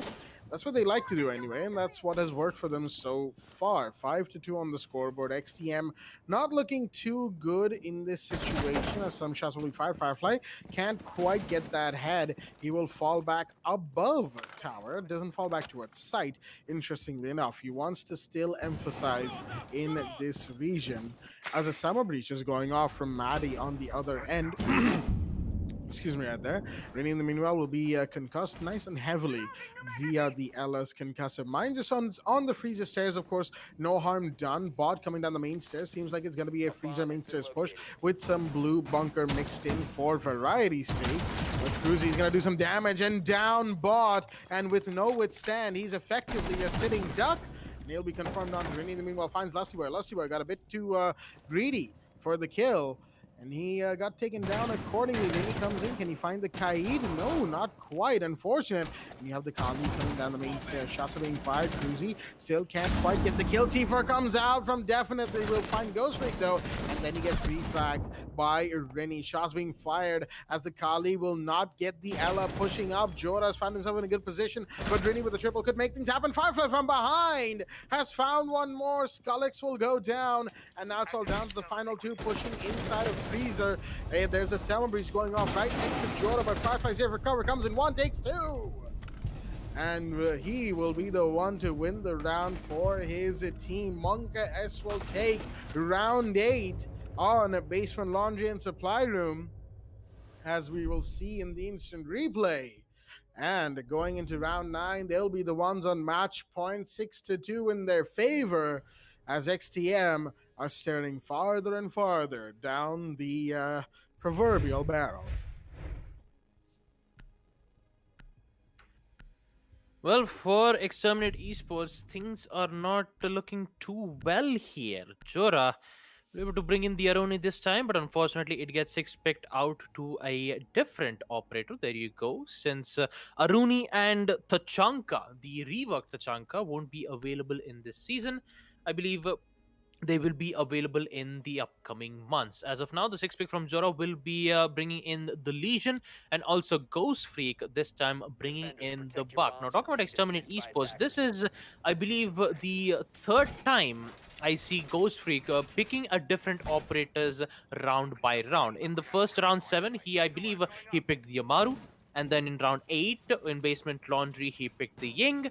And now in round 9, Ghost Freak has brought in the Buck. Although, yes, bringing different operators would be good, but you need to be familiar with it. You shouldn't keep changing each and every operators, while it might be confusing to not just the teams, but also the player who is currently playing that specific operator. I mean, I do know the reason why he would bring in the Buck, because that, soft breaching capability that he had via the skeleton key will be able to open up quite a lot of lines of sight, and also try to get the control as best as possible. So I believe when the action phase will come into play, the players will be spawning towards the streets and also try to, get the access of bathrooms and maybe in towards the site. Actually, no, they're not. Instead, they spawned in towards construction, and now they are repelling in. Lusty Boy going for a spawn peak. I don't think that is going to be advised, but that drone work will get cancelled and also give them the information on where exactly Lusty's location is, and will fall back. No, he's not going to fall back. He's going to go aggressive and gets taken out immediately from the sledge. L8 Skullex, a good job on taking out Lusty Boy, because that much aggression wasn't necessary for Monka S to even engage in that gunfight, knowing that already almost 5 of the players are making their way from the big tower, especially with the Ash, who is trying to get the access in towards the kitchen hallway. Still needs to be careful of those flank watches in which it gets spotted from Firefly with the attackers' drones, and also the big tower, they are making their way as well. Jora again with the pre-fast needs to be careful because it's not aligned properly, but will it though? Again with the pre-fast spotting exactly where the Buck's location is, he will get the down. A throw on Legion, go mind Jora, what are you doing? 3v5, bot gets Jora, and a revive will come in from the sledge. But here comes Defiant Loop with the shotgun taking out Rini. An instant refrag with Skullex getting 3 kills. What is happening here? 1v2. Cruzy goes down as well on the hands of Ghost League, and XTM will win. Round 9 meeting and kitchen. What is going on? Why was Jora? I mean, I do understand that he was trying to add salt into burnt areas, but still, that wasn't. I mean, why? I mean, there's already 3 players. I am confused. I don't know what was happening. I mean, Monkas decides to, they thought they would just, try to end the round off in style, but unfortunately, they could not. And with it, Exterminate Esports will be able to win that round, which would force Monka S to go to the site called Second Floor Kids Dorms. Now, I hope that Monka S doesn't do the same mistake that they did in the previous round. And also, Exterminate Esports, they are 3 rounds away to put this match on overtime. If this happens, this is not going to go well here on the side of Monka S. We will see a 6 pick from Ghost, switching from the Twitch to the Sledge, and the Kali pick will still come in from Skullex. Whether prep phase will come in, 6-3 is the score line. Favoring the side of Monka S, match point is still in the hands of defenders. First things first, I usually, whenever Baba leaves it off to me in this situation, in the early round while the prep phase is going on and whatnot, I try to dissect and talk about what the last round was. I'm not even going to attempt that this time around. That last round was it was a mess. In no uncertain terms, ladies and gentlemen, and XTM Esports somehow managed to get out of that alive. Monkas, they tried to do the, for lack of a better term, they tried to return to Monkey. Unfortunately, it didn't quite work out for them, and they're gonna have to hold their horses for just a little bit longer. Address the elephant in the room, if it were, which is that they can't afford to lose bodies Unfortunately, they'll start getting taken out like moths to a flame. All right, I'll stop with the animal references now. But all things considered, it's just the point I'm trying to get across here is that Monkas, they definitely tried it, and unfortunately, they didn't quite hit their mark, if you know what I'm saying. Now on match point, still on match point for that matter, they're just going to be defending on this round, and there we go. Luster was going to start things off by finding Ghost Freak. Not sure exactly where that was. Firefly finds another one in the meanwhile. Run out from main door is going to find Maddie. Excuse me for the voice crack right there. As the Melusi gets taken out, that's the ace from inside a bedroom, taking a retaliation. Bot finds him as Jora now wants to go for this peek. Will he be seen? Yes, he has been seen. He needs the shotgun out, sees the prone, and Rini finds one. There goes Bot with another. What is happening? Monka S, they're giving kills to XTM on match point. This is not how you want to see these rounds go, but there's still 2 players remaining, Lusty Boy and Cruzy. You have the lance going off on that main wall just to allow the Summer Breach to come in. Cruzy holding very close to it. He's going to fall in towards the trophy door. ADS catches one. Well, my Magnet caught something else in the meanwhile, and the Selma will finally go out. Took a while, but now they have to deal with Cruzy, who is just sitting there waiting to make his play and presence known. Lusty Boy elsewhere on the map, currently undetected as it were. On the white stairs door, Drone's given away his position, and I believe that Drone primarily gave away the Kaid's position, but Cruzy, this is a very aggressive spot that he's holding. He could push up and make a play right now, but he'll be spotted instead and taken down. Bot with the triple. Unfortunate. And now it's all down to Lusty Boy. 1 versus 3. And he needs to make this work for himself and himself alone. If he wins, his team wins, of course. But more importantly, he needs to perform for his team right now if this round is to go their way. Drones are still aplenty from Exterminate Esports, as the Wamai is now the last man standing. Rini, I think he has an idea of where this Wamai is. But Bot is very apprehensive about going for the plant, primarily because if he does, he could get taken out, and that is something he doesn't want. Skullex will be the first one to fall in, proned through that breach. And there we go. I think that's the Wamai's position given away. Rini knows that he's there right now, and the plant is in fact happening. He's got to be careful. Will he be seen by the Ash? Shots are fired. No damage done to Lusty, but his position is given away. He's going to see the Ash, tries to peek, and gets taken down. Rennie will get the headshot onto Lusty Boy, finishing him off as Exterminate Esports will win round 10, keep themselves alive. And Monkas in the meanwhile, well, at least they didn't, at least all of them didn't try to return to Monkey this time, but some of them did. Fed kills to Exterminate and got taken out in the rounds. It really shouldn't be this way, but at the end of the day, it is Monkas. Even when it comes to playing logically, sometimes they are completely unpredictable. And that's why we find ourselves here in this 6-4 situation. Basement, Laundry, and Supply Room, the side of choice. Well, but definitely Noob bringing in the Goyo and a 6-pick from Jora, shifting from the Ella to the Alibi. Monkas needs to be careful here because Exterminate Esports is slowly gaining their ground here. 2 more wins, actually 1 more win. 2 more wins. Again, I do have to apologize for that. 2 more wins for Team XTM to put this match on overtime, and the site will be on Basement Laundry. Talking about Monka S, the only rounds that they did lose was on Meeting Kitchen and Kids Dorms, where Monka S decides to go very aggressive and actually didn't win that gunfight against Bot, who was just holding an angle right from the bedroom, and all he had to do was just wait for the attackers to go for their aggressive play and just instantly counter it.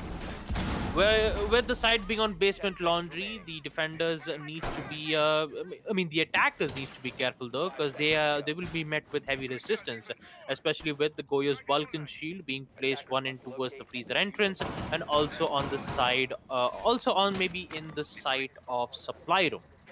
Action phase will proceed with Skullex bringing in the Kali. So does Maddie, who is spawned in towards the junkyard. Will slowly make his way in towards the freezer room. Maybe a hatch will be opened from the defenders. Actually, I just realized that XTM only has 1 hard breacher, and that is Bot. If Bot gets taken out in an early round, then that would give XTM Esports no angle being made from any lines of sight, and also they are forced to push in towards the entryway where the defenders mainly put their angle on. And Firefly yet again doing the roam duty. It did work out quite well in his favor twice or thrice.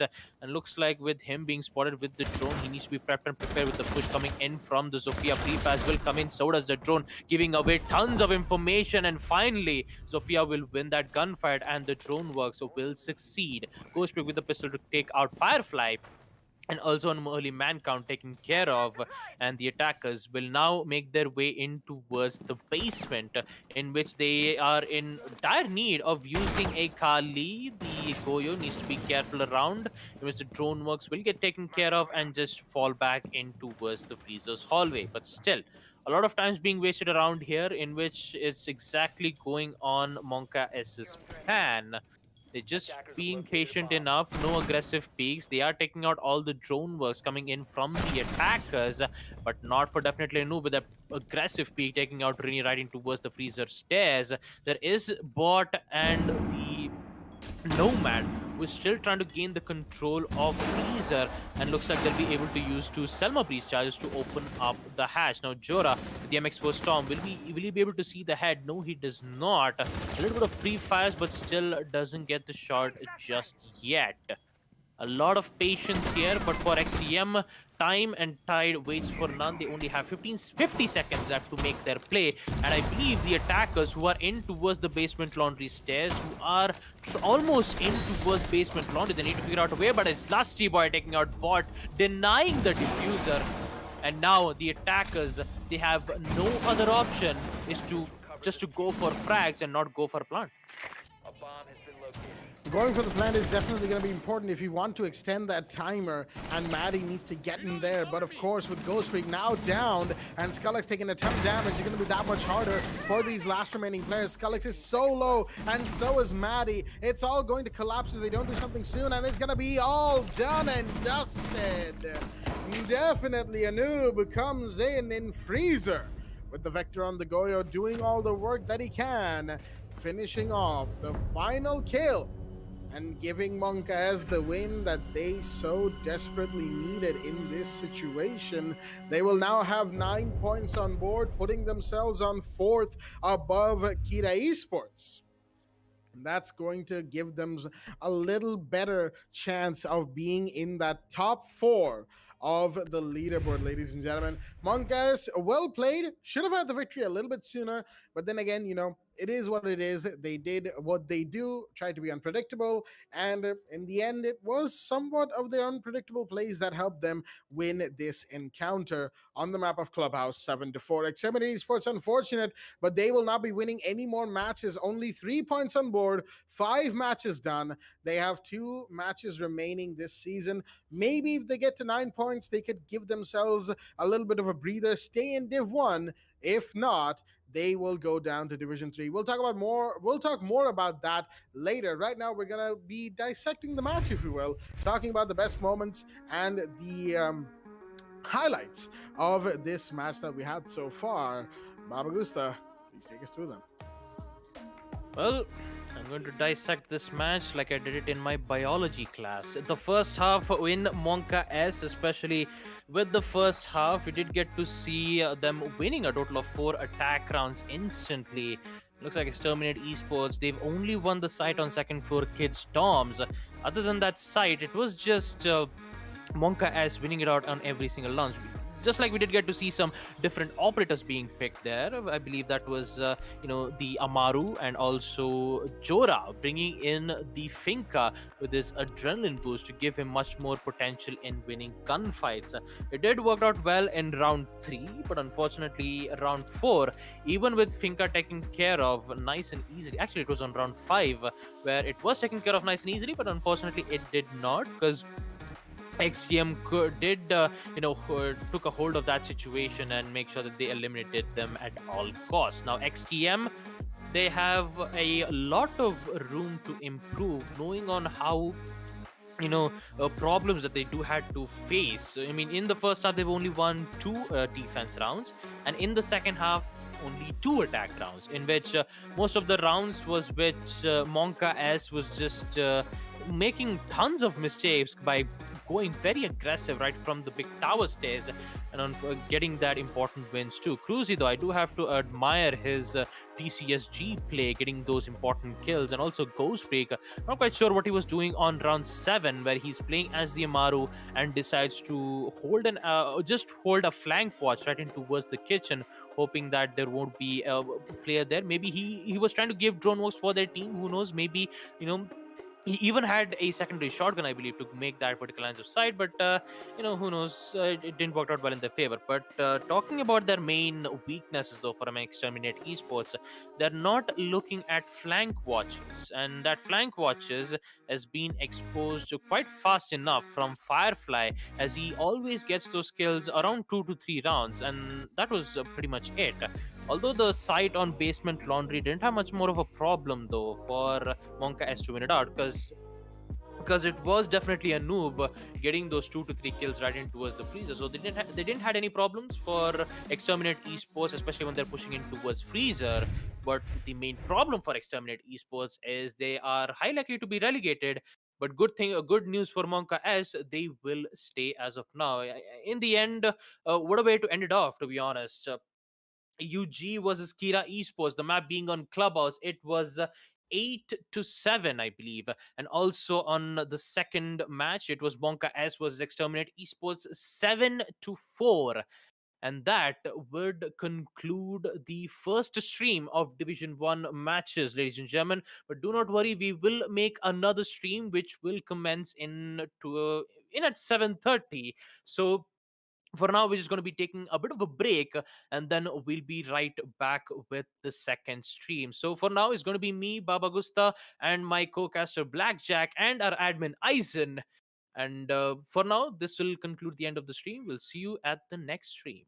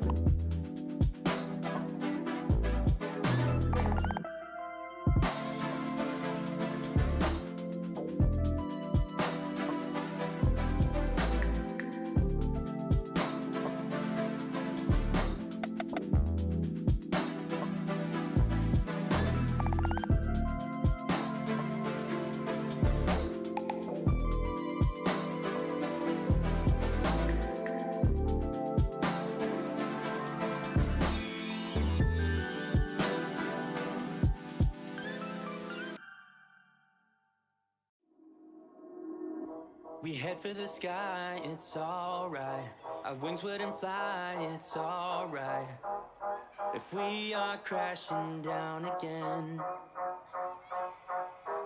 pieces of love, it's alright. Scattered in mud, it's alright. You're giving me a lie again. And tell me what you want, this time I won't